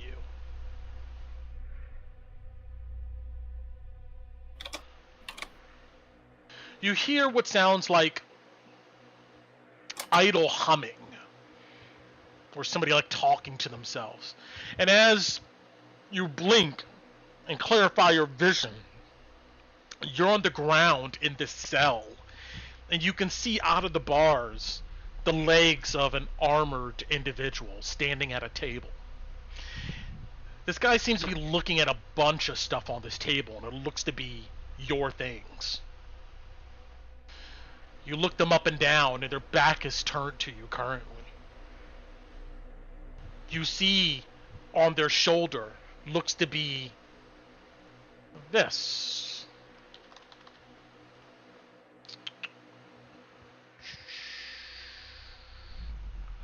A symbol that looks kind of like this, colored blue.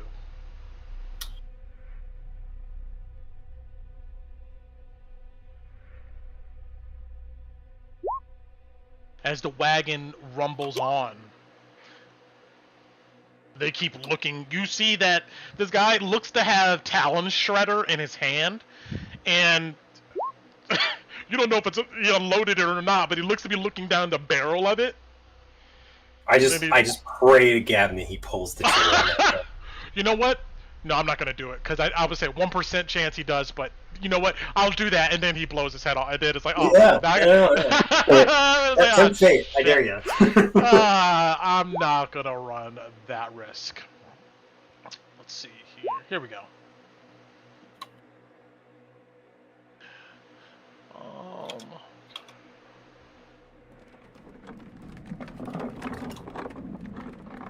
Outside the bars, you know the walls of this wagon look to be made of metal.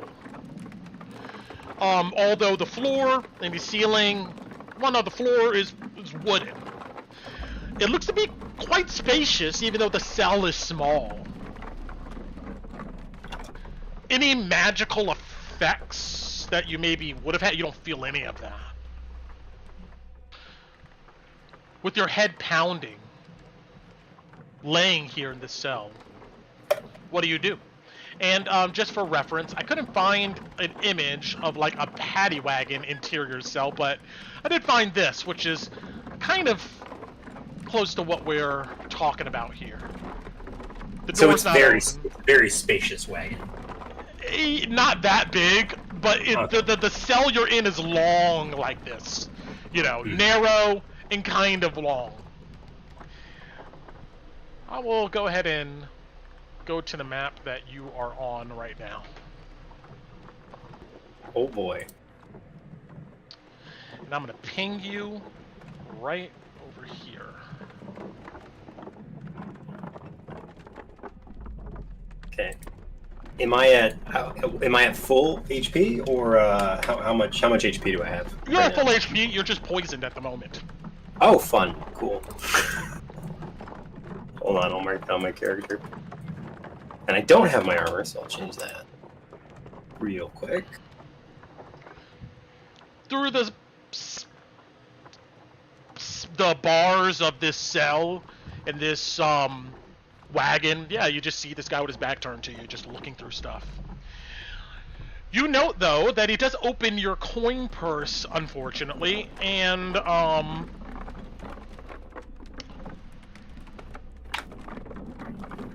let's see here. I've got money in it. Roll me 3d6. Sure. Only the bank wouldn't take all of it anyways.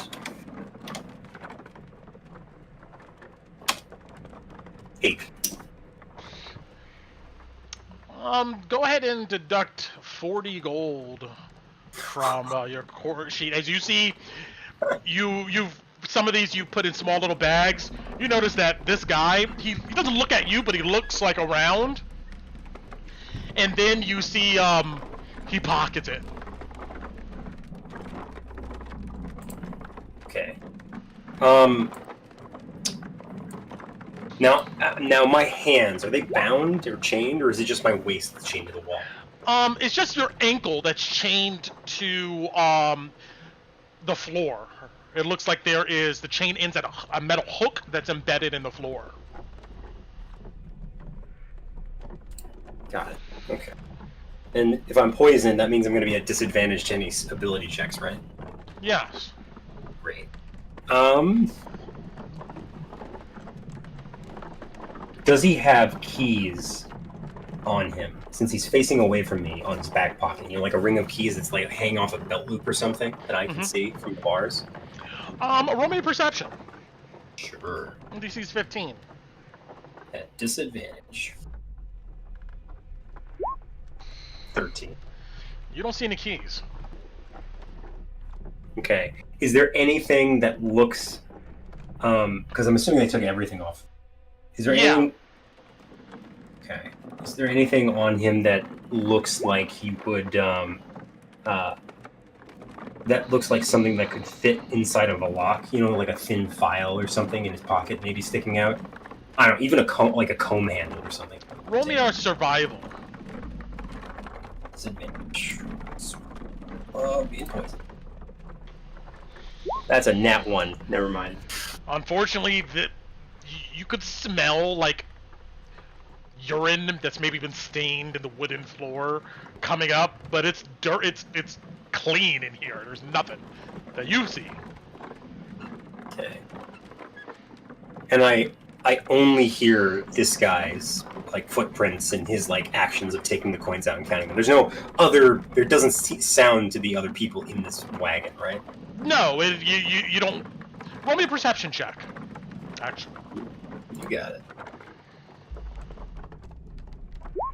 10. You don't hear any other people. You know what? I take that back. You think you hear like outside of the wagon? No. Actually, no. I'm sorry. You hear nothing. You hear nothing. Nothing. Excuse me. My bad. Just the sounds of the wagon rolling. Yes. What this guy is doing.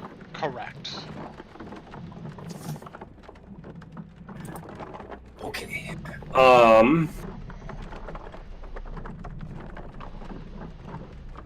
Upon seeing him stealing, Loy would say, "Oi, fuckwit! You're not supposed to be fucking with." Hold on, let me go get his name. What's the elfin guy's name, Brent? Help me out.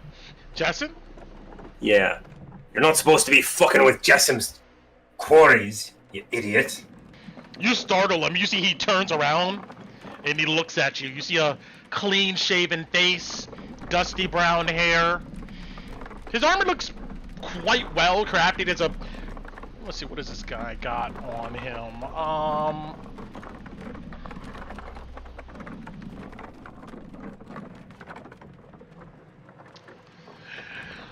You see he has a longsword at his side. He wears the half plate with this emblem on its shoulders. And you note, leaning against the leg of the table he's at is a shield that also has an emblem. When he turns to look at me, do I see keys on his pockets that dangle loosely? Roll me a perception. Okay. I'll give you advantage. Hey, straight roll, sweet. 13. No, you don't. Okay. You see he stiffens up, almost like he's getting back into on-duty mode. You know I'm going to tell him, and he's going to search you, and he's going to find it, and he's going to take it off of you, and then maybe you'll end up here with me.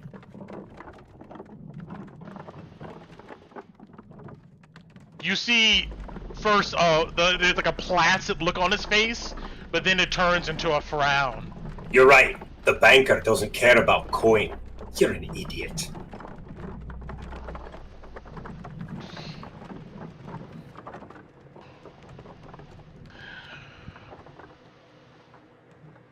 Maybe I'm just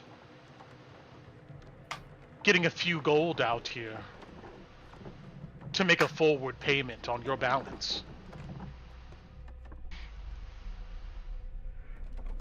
Don't piss in the wind and call it rain on my head. You're a greedy cunt like the rest of the bastards for the GRB. I know because I know Jessam and I know the kinds of men he hires and women.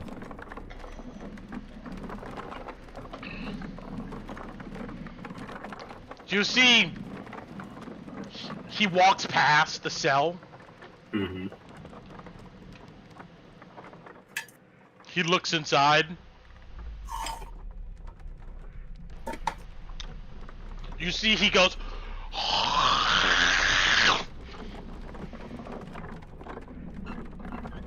And then he spits right onto your feet.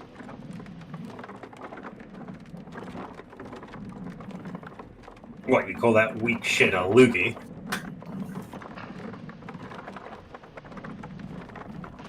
And I'm starting to start and bringing it from the back of the throat, and I'm going to spit in his face. He sees it coming. Go ahead and just roll me a ranged attack roll on this guy. You got it. I'm at disadvantage because I'm poisoned, but I'm going to do it. His hours are numbered. Damn.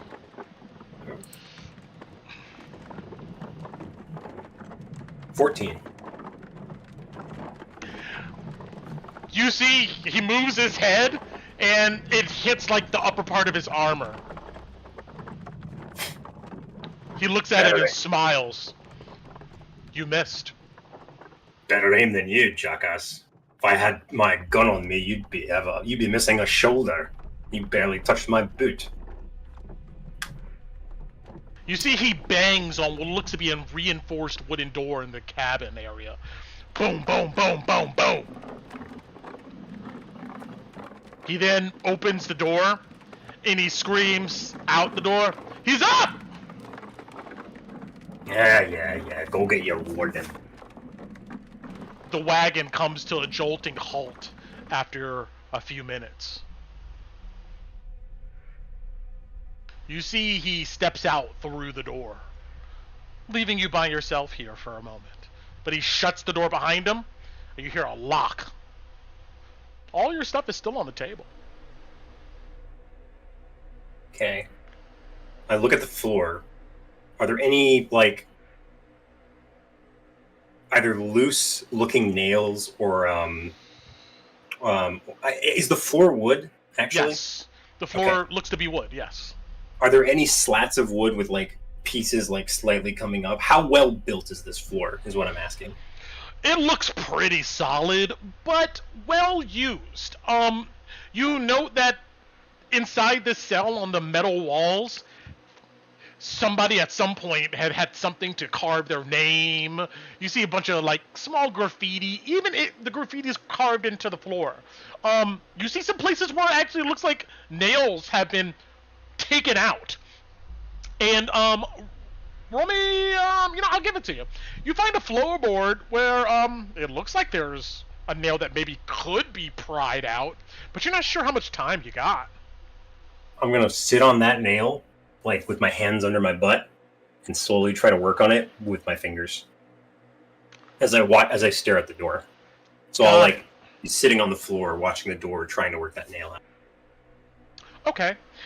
Go ahead and roll me a sleight of hand. The DC's 15. If you succeed, it takes you 1d4 minutes, we'll say. If you fail, it takes 3 times as long. Okay. Still poisoned, right? Oh, yeah. Great. Your head is swimming, and there's this Hey, radiating pain. Great. He's good at this. Roll me a d4. You got it. Reminds him of his games when he was back at home. 3. All right. You have your fingers working on this, and you're able to get the tips of your fingers just under kind of the nail. You're trying to force it out and pull it up. After 3 minutes, you get this nail out of the floorboard, but nobody has showed up yet. Okay. I want to take it out. I'm going to look at I'm going to flip the nail around in my hand and look at it. Could this thing pick a lock? You get a sense that you look at first of all, what's like actually locking around your ankle, and it looks to be a solid ankle lock. This is a prison wagon, after all. You get a sense that if somebody's skilled enough, it could work. It's not impossible, but it'll be very hard. Mm-hmm. Okay. And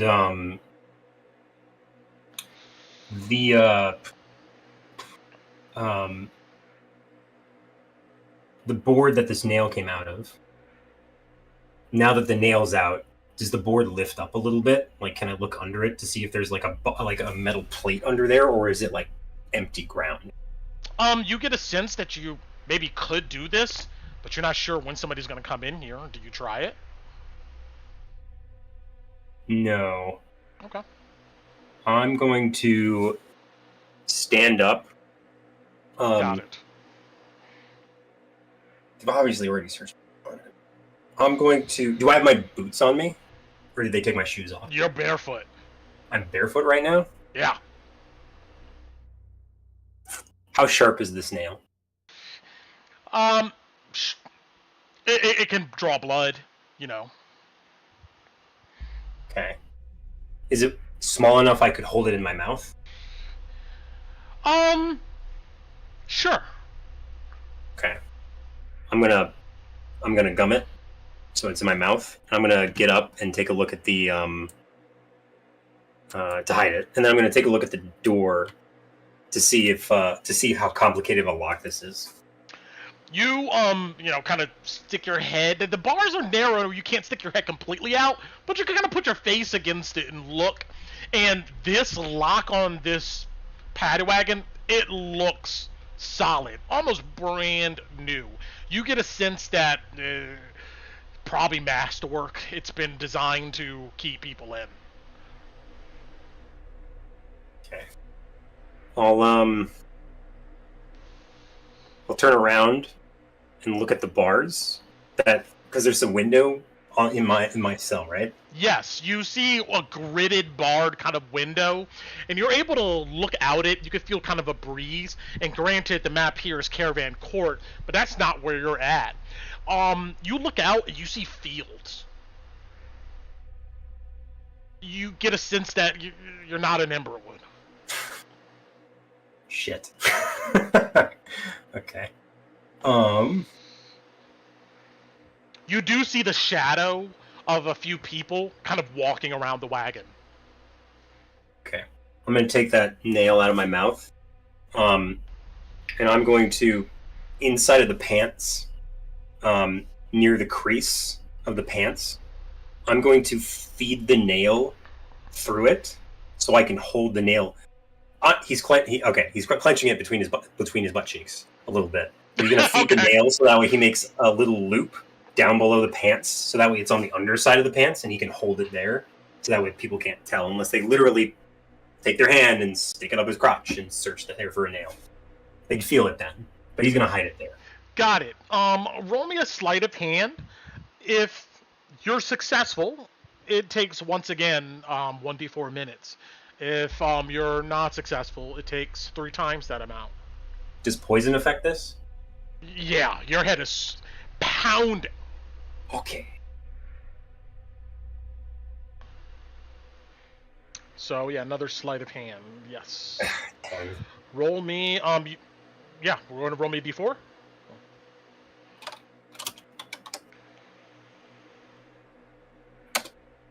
4. You begin working on this.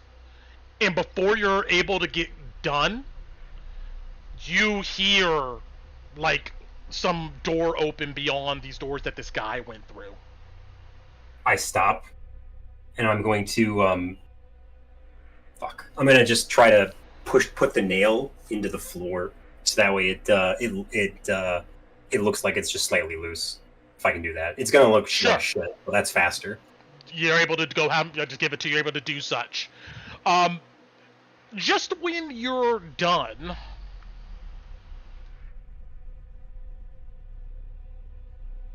you hear this reinforced door open, and you see a man walk in.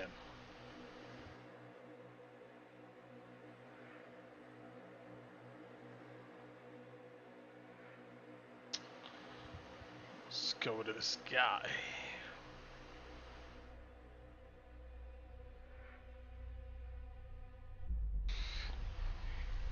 He's slender. He looks to be maybe like this guy's almost like a beanpole. He looks to be maybe middle-aged. He's unusually tall. I mean, his head almost bumps the top of the ceiling, we'll go ahead and say. He's like maybe 6 feet or so.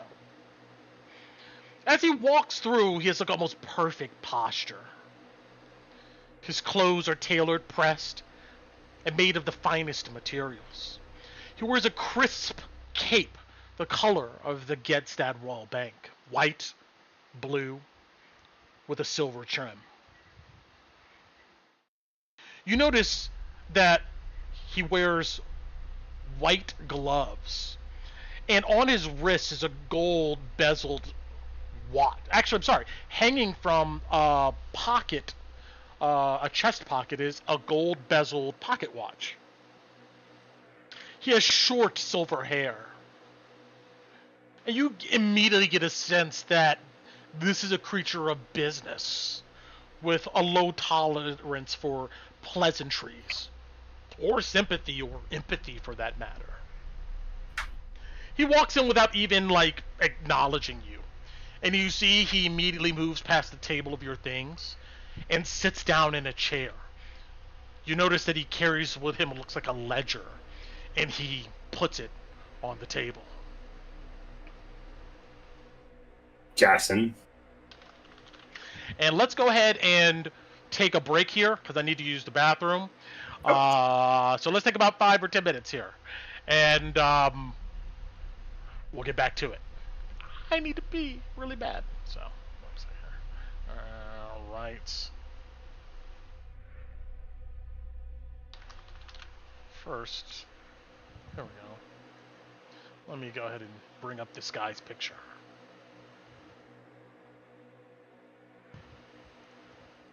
All right. I'll be right back, folks. Chat amongst yourselves or get food, whatever it may be. That bastard. Guys, help. Gotta figure out where you are first. You did it to yourself. You went out alone. I blame my bad D100 roll. I mean, did you roll a 1 like me? Yeah, this is really bad, Koo. I rolled really bad. Oh my god. We had stuff to do, Louie. I know. I didn't think he'd throw this at me. I thought I'd be in jail with the hooded lanterns for the freaking Queen's men. I didn't know the bank would come. It was the bank. We did such a good job of avoiding them at first, too. I know. Here, swap places with Ron so he can cast, what the hell's that spell? Your wild shape? So he'll cast Call Lightning and Wild Shape, and there's gotta be some on. Your magic's not gonna work. Yep. Just nature based. Stupid. Yeah, might. I hate this wagon. Oh, is lead considered a metal? Yes, it is. So just heat metal the whole fucking carriage. You better be able to talk yourself out of this dwarf. Just get my damn hands free. Do something, but I can't. Ooh. Could you imagine if, like, this guy's, monocle's metal, I could heat metal that, have him have a permanent scar on his face from it. Pretty bad.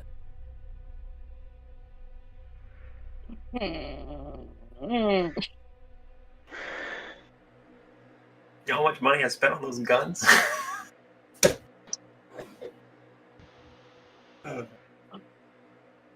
Should have listened to Alice when she told you to go make a payment.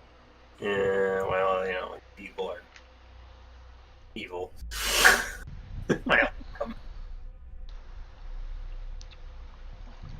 All right, we good? No.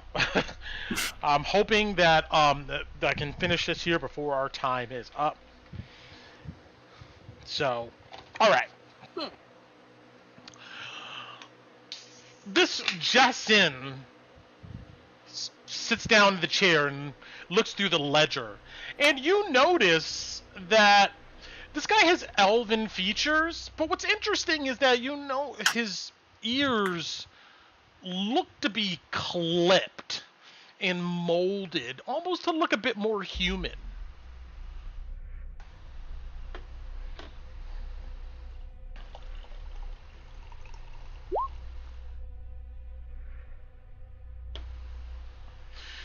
You see, he takes out some glasses and he puts it on, and he begins flipping through this ledger. I already know how much I owe you. You don't have to quote me the damn bill, Jason. I wasn't going to quote the bill, Mr. Goldbound. Actually, I was going to give you a word of encouragement, or at least tell you that you were smart for going ahead and dissolving the rest of your business and giving those assets to the Geltstad Bank here. It decreased your balance by a lot.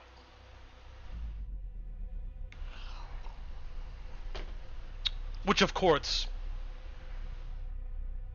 the bank is very appreciative of.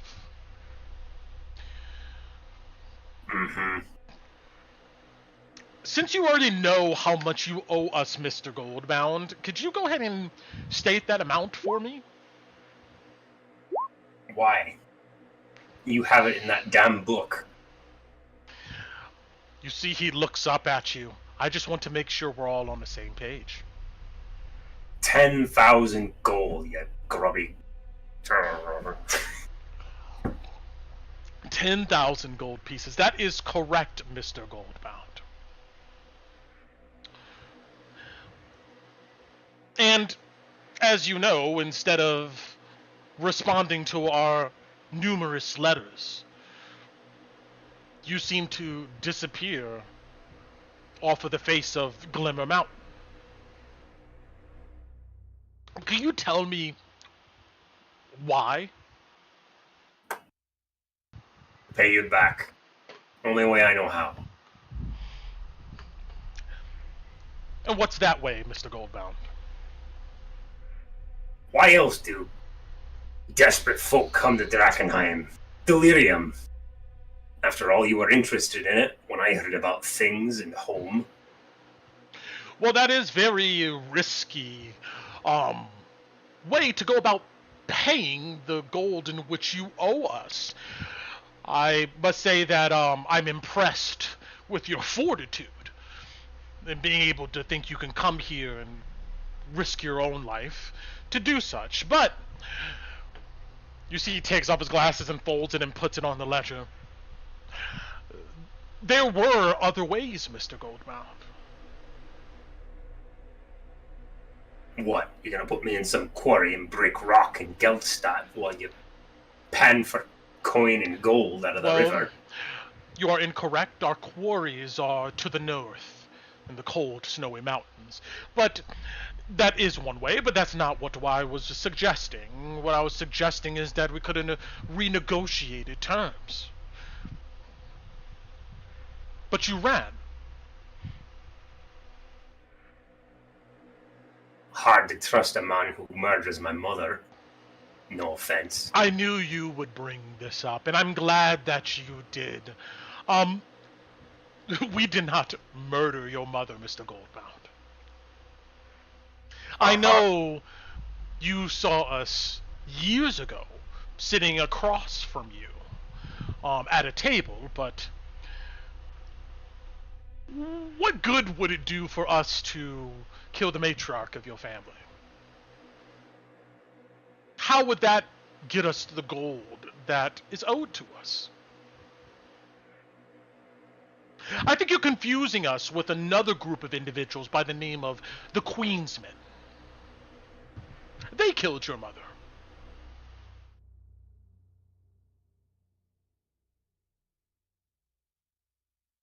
And you work with them. Your name's right up there with theirs. You're correct, Mr. Goldbound. I'm not going to mince words here or play games. Yes, we did work with the Queensmen. I mean, technically, we worked with the Queen herself before any of this gangster and criminal business ever happened. The Queensmen would come later. We had no idea that things would evolve this way. And I must say that I am very apologetic and empathetic that you have gotten caught up in the middle of this. You don't give a damn about my clan or my problems. You just want your coin and to be done with it.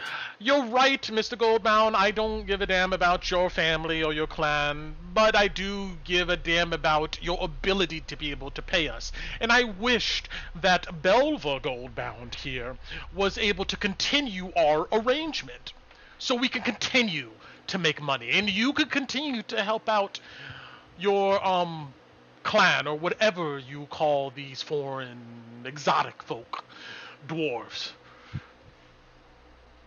But that didn't happen.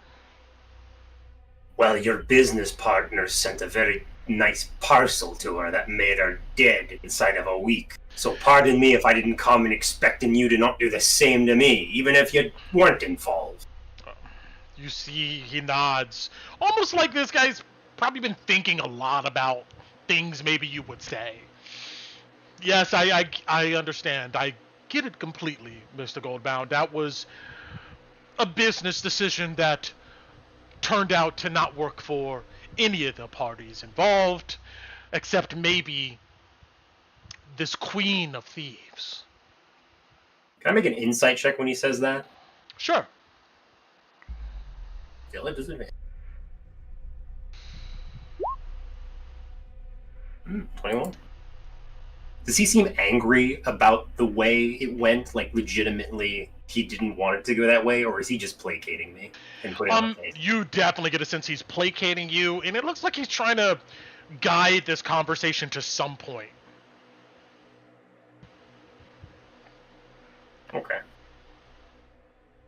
He goes, if it was up to us, we deal in the laws and rules of the land.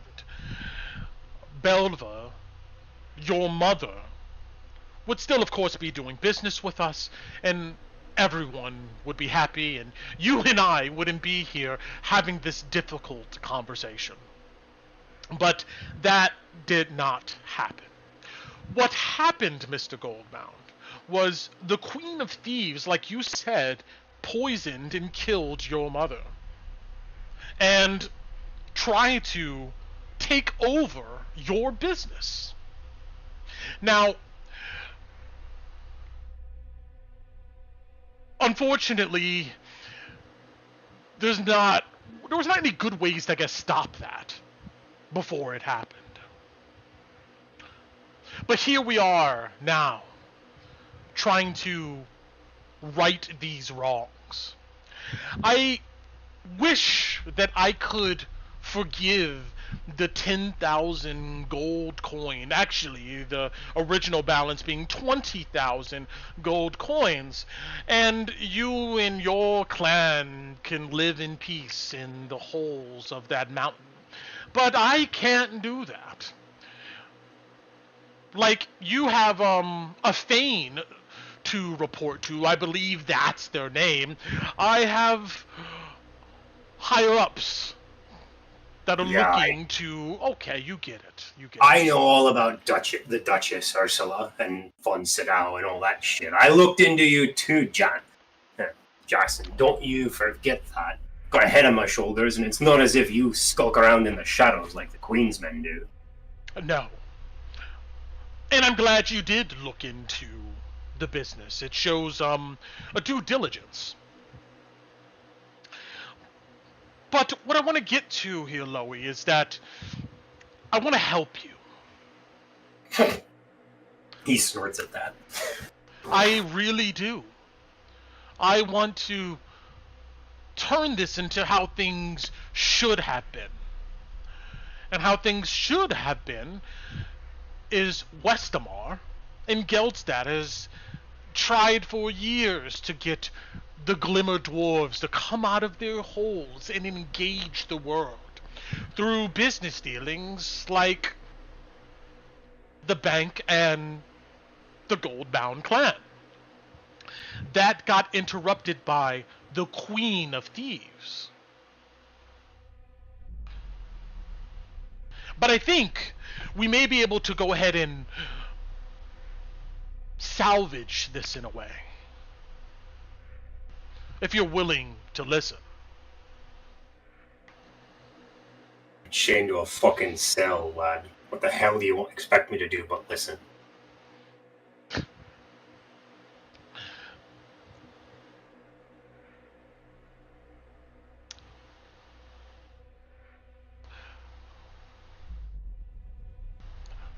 The thing that's standing between us and a resolution is this criminal organization, the Queensmen. They wish to take your roads, your livelihood, and use it to their own ends, while You, of course, are less than destitution, holding the bill.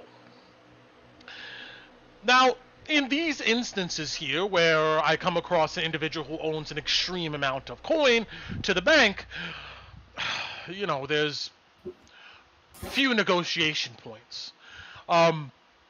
Usually if the money cannot be provided up front, that person does get hard labor like you suggested earlier. But I'm willing to go ahead and suggest something different.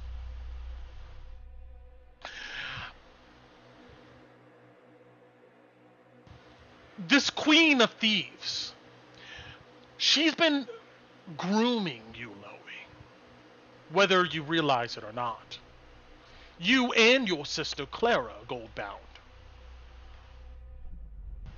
Grooming you to take over the business from Belva, who had deep connections and seemed to be honorable in wanting to go ahead and repay back the debt that, of course, she owes us.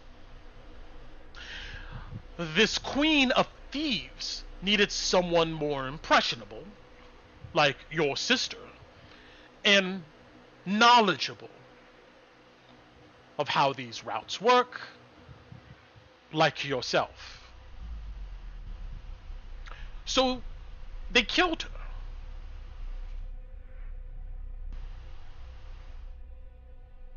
If we are able to go ahead and remove this Queen of Thieves, then the Geldstad Bank here, I mean, I've looked over the contract several times and talked with my superiors.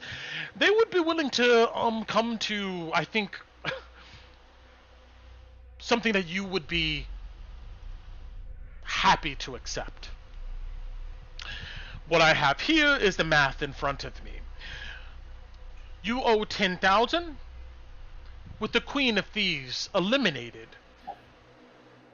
we would have 80% ownership of the routes in your business, and you would pay a percentage to resolve that balance over the next, luckily you dwarves live quite a long time, 30 or 40 years or so, which would be nothing to you. Now,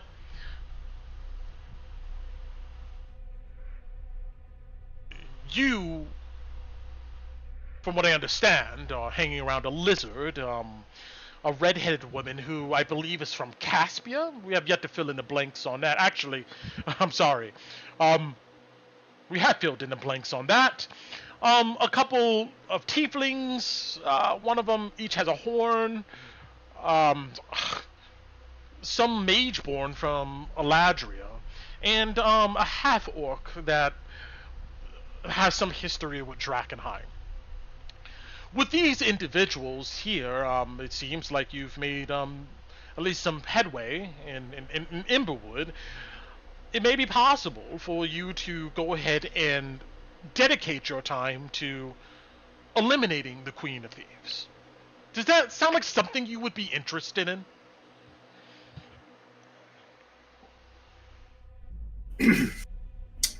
You want me to kill the head of your former business partners so that way you can garnish 80% of the wages I formerly worked when our clan was in charge of the trade, going out of Glimmerhold for 40 years.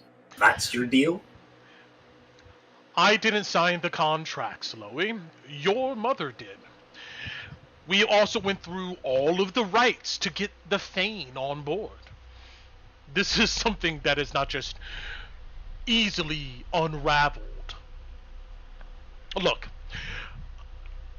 let me tell you what the opposite, or what will happen if you don't do what we need you to do. Your business aspirations end here, and we have no choice but to elevate this to the Thane and demand new arrangements and concessions from the Glimmer Nation, as we like to go ahead and call them. The gold that you owed will come from their holdings under a more expansive contract. It will allow us to go ahead and pull in some other clans to fill in the gaps here and push out these criminals who are running your trade routes. And I imagine everybody in Glimmer will be very disappointed with the Goldbounds. I mean, the Thane will whine and cry about us operating in Glimmer, but he will fall in line when he realizes that, you know, we're more than willing to go ahead and make up for this loss with Glimmer by allying ourselves with the Iron Helms, which over time I would imagine will hurt Glimmer. And unfortunately, the memory that people will refer back to is how the Goldbounds dropped the ball, as they say, on all of this. As for you, you'll become a ward of Geldstad, and maybe we'll forgive 20% of the balance as long as the Thane agrees to you and your family becoming wards of the bank, working off that percentage in hard labor like you talked about before in the north. I mean, the wardens up there can always use stone cutting knowledge when it comes to the mines, but I don't think you want any of that.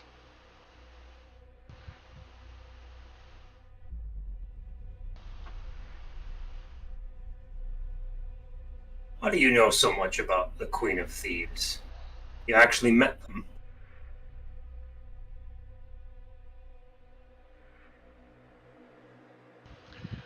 He crosses his legs and folds his arm. I have. What do they look like? The Queen of Thieves? I gotta know the face of my target if I'm gonna know it's dead. That's the hard thing, Loey. No one knows what the Queen looks like. So now how do you know you met her? Who is Nimbra Broadbow to you, Mr. Goldbound?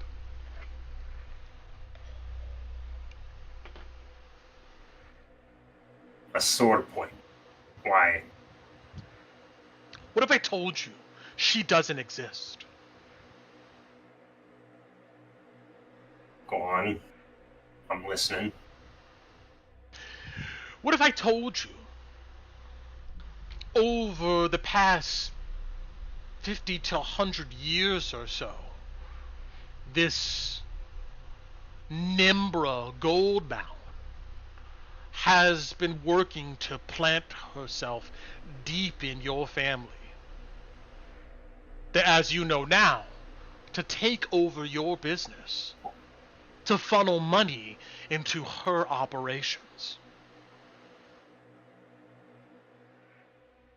What if I told you Nimbra Goldbound was just one of many different types of people the Queen of Thieves uses to get her grip on whatever she wants in this realm?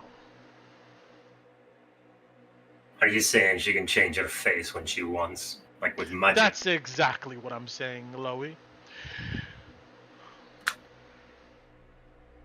With magic, she must be mage-born. How she does it, we're uncertain.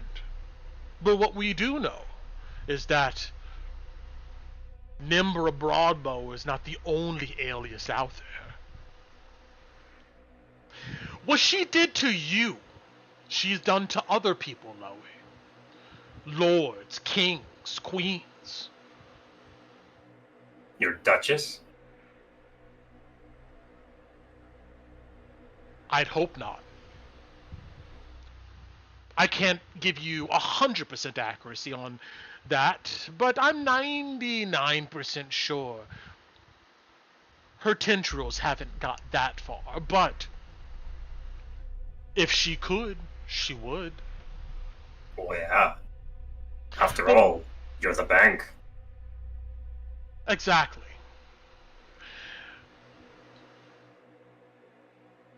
We want to free ourselves of this scourge, Mr. Goldbound.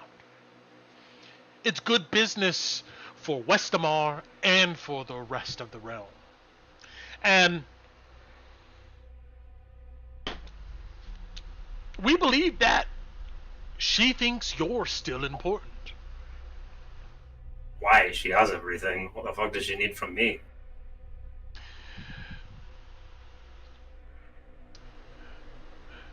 We still have legally the roads in the business. But her gangsters have infiltrated that.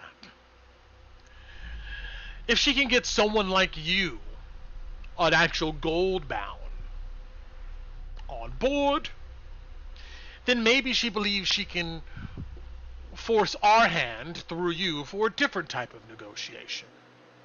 Something where her coin that she's acquired from other places pays the balance owed to the bank. Your Thane,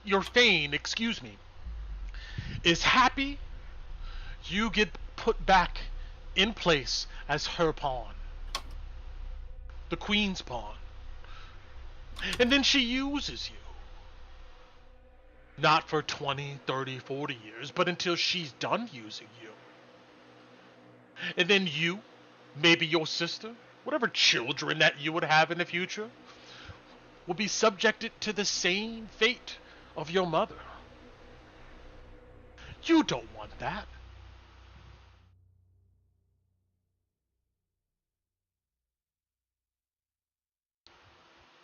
We need you because although we have the business itself, it's been hard finding those outside of Glimmer who are knowledgeable about all the roads, all of the logistics, as they say. We would much rather have someone from Glimmer operating this trade route. Someone that the dwarves trust. Someone who knows the business. It is your family business, after all. Aye. See, I come here to you, Loey, laying this out in front of you, because I'm not a criminal. I am one of many agents that wants to see the future of Westamar and the realm grow.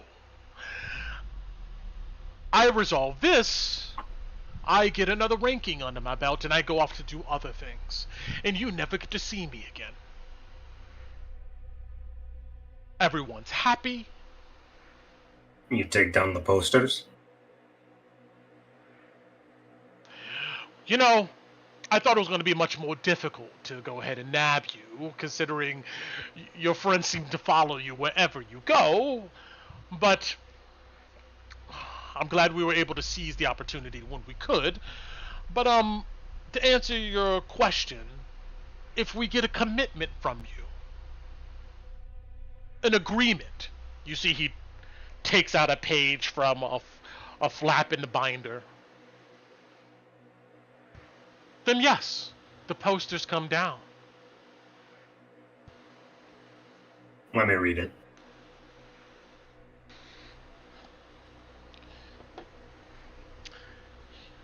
He gets up, comes over with the page, and he hands it to you through the bars. Roll me an investigation. Sure. Oh yeah, he's super good at these. Poisoned, right? Yeah. Perfect. It's just ringing in your ears. 3. It says pretty much, I mean, just glancing at it, you get a sense that if you have more time, maybe you could read all the text here. But as you're looking at this fine, small print, yeah, it says that it'll go ahead and take 80% of said business. You see that pop out. The 40 I'm not going to say that you believe it's legit, but what he says to you, your eyes see that on the paper. 40% of my business. Because After all, if I'm not in charge of the Goldbound clan because the Fane decides that he doesn't like the fact that you're moving in to Glimmer, I'm not very much good to you. So I'm going to need your help dealing with that shite. For you to back the fuck off. These are all... I understand, Mr. Goldbound, your concerns. I really do. These are all things we can work out on the back end.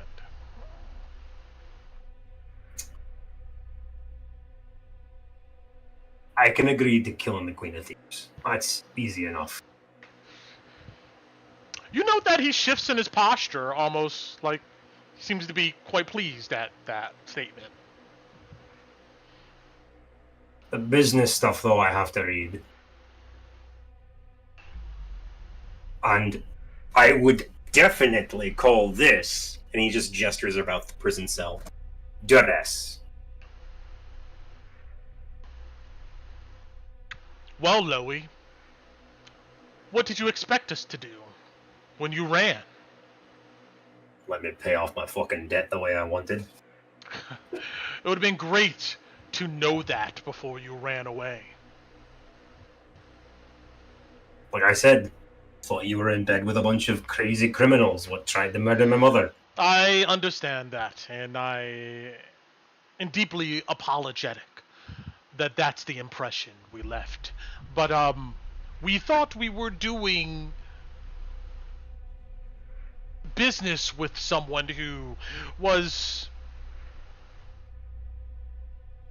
honorable. And when we found out that it was this Queen of Thieves, things changed.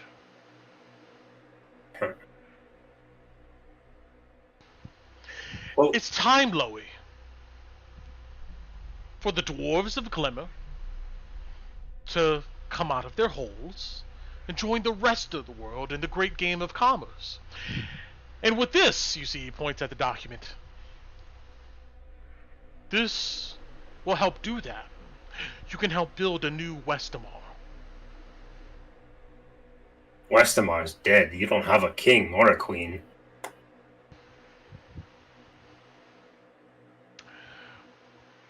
There are solutions being worked on to that right now.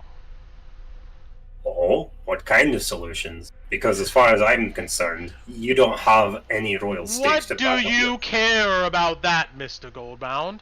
Don't you just care about your clan and your dwarves? Well, if I'm going to become part of this world stage of Westamar, I should give a shit about what your plans are for it, shouldn't I? I'd be an idiot to not to.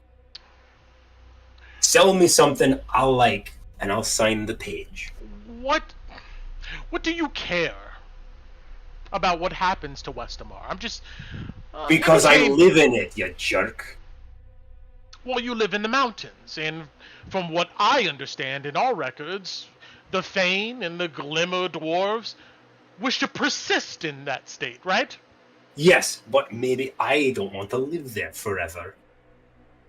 And after all, I'm going to be the one moving dwarves out of there, aren't I? Opening up markets, trying to get you in. That means I'm going to probably have to leave. So yeah, I give a shite about Westamar if I'm going to have to be working in it. Okay. Well, don't you think you have a lot more other things to worry about right now besides all of those logistics? In a nice villa outside of Glimmer, we can sit down and talk about all the specifics. But what's important right now, you see he gets close to the bars, is the Queen of Thieves. I can sign off. I can sign off on that. Easy. But anything else you want out of me, you gotta tell me who you're backing. So that way I can put my ducks in a row. And I don't get burned. I don't have to tell you that, Mr. Goldbound. I've told you the things that I'm willing to at this moment. I told you that we can have further discussions in the future. Either you go ahead and sign this here now, or, like I said, you and your family can enjoy many years working off a percentage of that debt. It is your choice. Don't let a far off future cloud your vision of what you need to do right now. You got an odd way of bargaining with a dwarf Jason. I am in a position of power here right now, aren't I?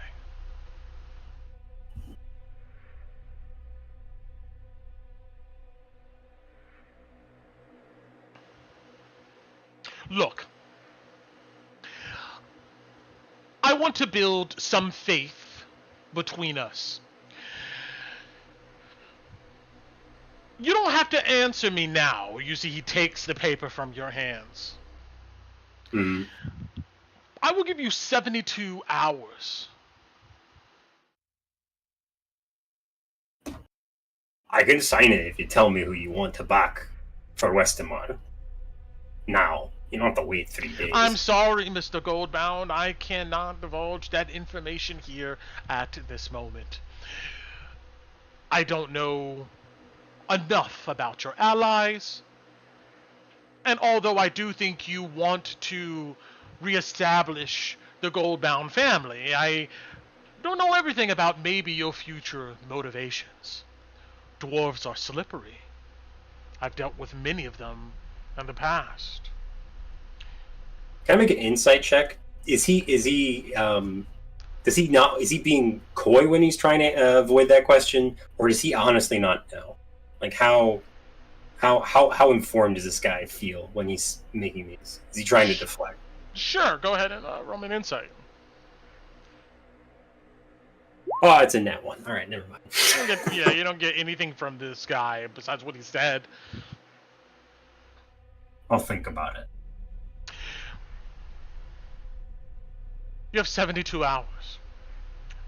You do not show up here at the end of that hour. You see he takes out his pocket watch and he looks at it. At this time, 11:47 p.m. Mm-hmm. Then unfortunately, Westamar and the Gelstad Bank will have to go ahead and protect itself. I'm gonna need my shit back.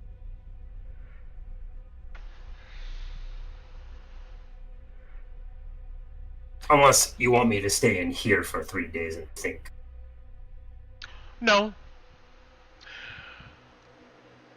What you do when we let you go will be very informative.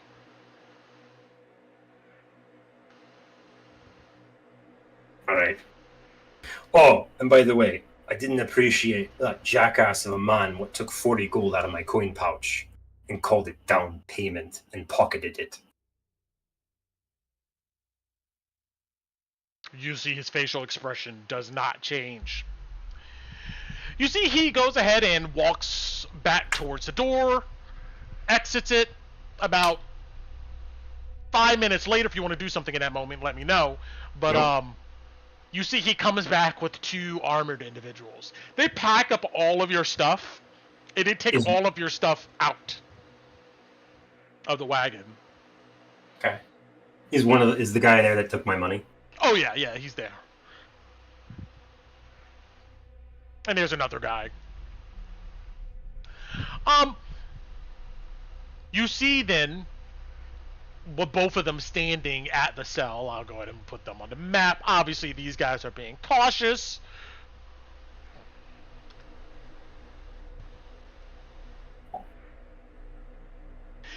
They open with a key the cell. One of them comes over and takes a key, put it into the shackle, and unshackle you. And then they wait for you to step out of the cell to head to the exit. I look at the guy that's not the guy who took my money. What's your friend's name? Keep it moving, he says to you. I look the guy that took the money up and down. I really want to try to remember his face. Okay. He just gives you see a small smile on his face as he seems to be enjoying his position of power here at the moment. And hold on, we'll go ahead and move you out. And they open the front of this wagon with a key. And outside, you just see it's a road with fields on either side. You see your stuff is sitting out on the ground. Hey, Jackson. Who do I have to thank for the lump of the back of my head? Which one of these bums did that? Neither one of them.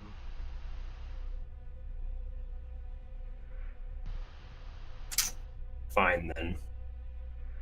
But I'll remember you. And Louis points at the guy. I'll remember you too, friend. And he pops out of the wagon, picks up his stuff, and... You see Jackson comes to the end of the wagon. You see it looks like they're ready to already go. Mm-hmm. He stands at the door and he goes, 72 hours. Come back to Caravan Court. You'll go ahead and see our caravan. If I get any inclination that you and your mischievous friends are looking to go ahead and deceive us, all bets are off. And granted, you just see two of my men here, but by the fact we were able to pick you up like we did, should let you know. The bank will make sure your friends regret any funny business. Alright then. I'm out. You take this road, you see it points south that way. In about 4 hours, you should go ahead and make it back to Emberwood.